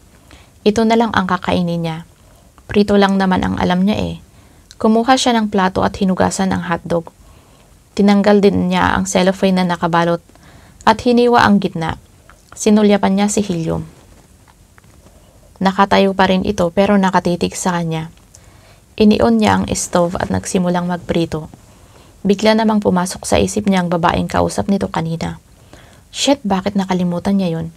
Ayaw niyang magtanong tungkol sa pinag-usapan ng mga ito at mas lalong ayaw niyang magtanong kung sino ang babaeng yun at kung ito ba ang sinasabi ni Manang Gloria na mahal nito. Parang may tumarak na patalim sa kanyang puso. Hindi siya nagseselos sa magandang babaeng yun. Hindi. May kanin ba? Tanong niya rito habang nakatalikod. Nang hindi ito sumagot ay napilitan siyang lingunin ito. May kanin ba? Ulit niya. Tumango ito. Itinutok niya ulit ang mga mata sa piniprito. Napaigtad siya nang yakapin siya nito mula sa likuran. Bahagyang sinisipsip nito ang kanyang leeg at pinagapang ang labi patungo sa kanyang tenga. Helium, nagluluto ako. Pumasok ang 2 kamay nito sa loob ng suot niyang t-shirt at humaplos pataas sa kanyang malulusog na dibdib. Napasandal siya rito. Masusunog ang piniprito ko. I like it when you say Helium. Bulong nito sa kanyang tenga at nakikiliti siya. It's turning me on. Pinatay nito ang stove at ipinasok ang isang kamay sa suot niyang boxers. Helium, nagugutom ako. Reklamo niya pero hinahayaan naman niya ang malilikot nitong mga kamay. Napahawak siya sa braso nito nang ipasok nito ang isang daliri sa kanyang pagkababae at mabagal na inilabas-masok. You're already wet here. Napaungol siya. Pinisil nito ang korona ng kanyang dibdib dahilan para mapaliyad siya. Nagsisimula ng mag-init sa pagnanasa ang kanyang katawan. She wants him inside her now. She wants to feel him again. Gosh, katatapos lang nila ah. But she can't resist him. Gusto rin naman niya ang nangyari ngayon. He bit her earlobes and thrust his fingers faster and deeper that made her moan seductively. Shh, they will hear you. Let's get this over quick. Tinanggal nito ang kamay sa pagkababae niya at hinubad ang suot niyang boxers. Ibinaba naman nito ng konti ang suot ng jogger pants at hinawi ang suot niya na katabing sa kanyang puwet. Itinulak siya nito patungo sa lababo at bahagyang pinatuwad. Nakagat niya ang ibabang labi nang maramdamang pumasok ang matigas, malaki at mahabang pagkalalaki nito sa kanyang naglalawang loob.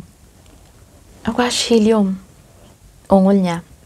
Yes, baby. Hinalikan siya nito sa labi at ipinasok ang dila sa kanyang bibig. Nakipag-espadahan ang kanyang dila sa dila nito. Napaungol siya nang maramdaman ang daliri nito sa hiyas niya at bahagya iyong pinipisil habang unti-unting binibilisan ang pag-ulos sa loob niya. Mahigpit na napahawak siya sa lababo nang mas binilisan pa ni Helium ang paglabas-masok sa kanya. Napapikit siya habang kagat-kagat ang labi para pigilin ang sariling mapaungol. "Fuck baby, you're still tight," bulong nito sa kanyang tenga. She find it so sexy when he cuss like that while they are having sex. "Helium, faster please." He stroked her clit in circular motion. Her knees wobbled. "Please baby, make me come. Keep doing that please." Bumulong ulit ito sa kanya. "You don't need to say please, Isabella."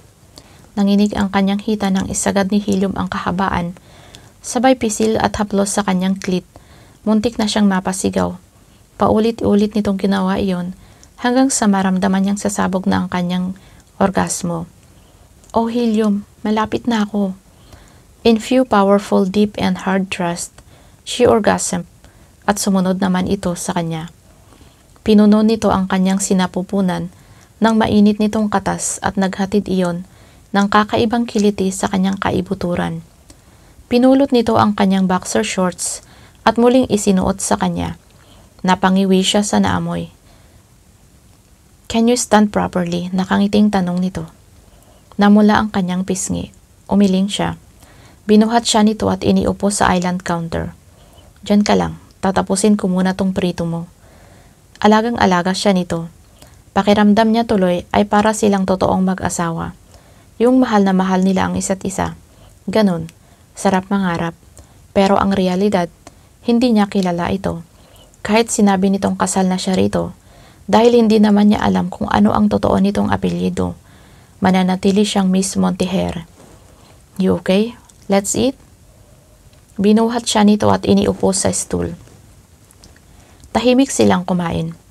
Pagkatapos nilang kumain, ay ito ang nagligpit ng lahat. Hinawakan nito ang kanyang kamay at hinila palabas ng kusina. Nakita niya ang mga kaibigan nito na natutulog. May isang natutulog sa mahabang sofa, sa pang-isahang sofa at dalawa naman sa carpet. Napailing na lang siya. Pinatay ni Helium ang television bago sila umakyat sa kwarto. Ganito ba talaga to? Kailangan holding hands palagi. Hindi naman sa ayaw niya, pero ganito din kaya ito kasweet sa magandang babaeng yun?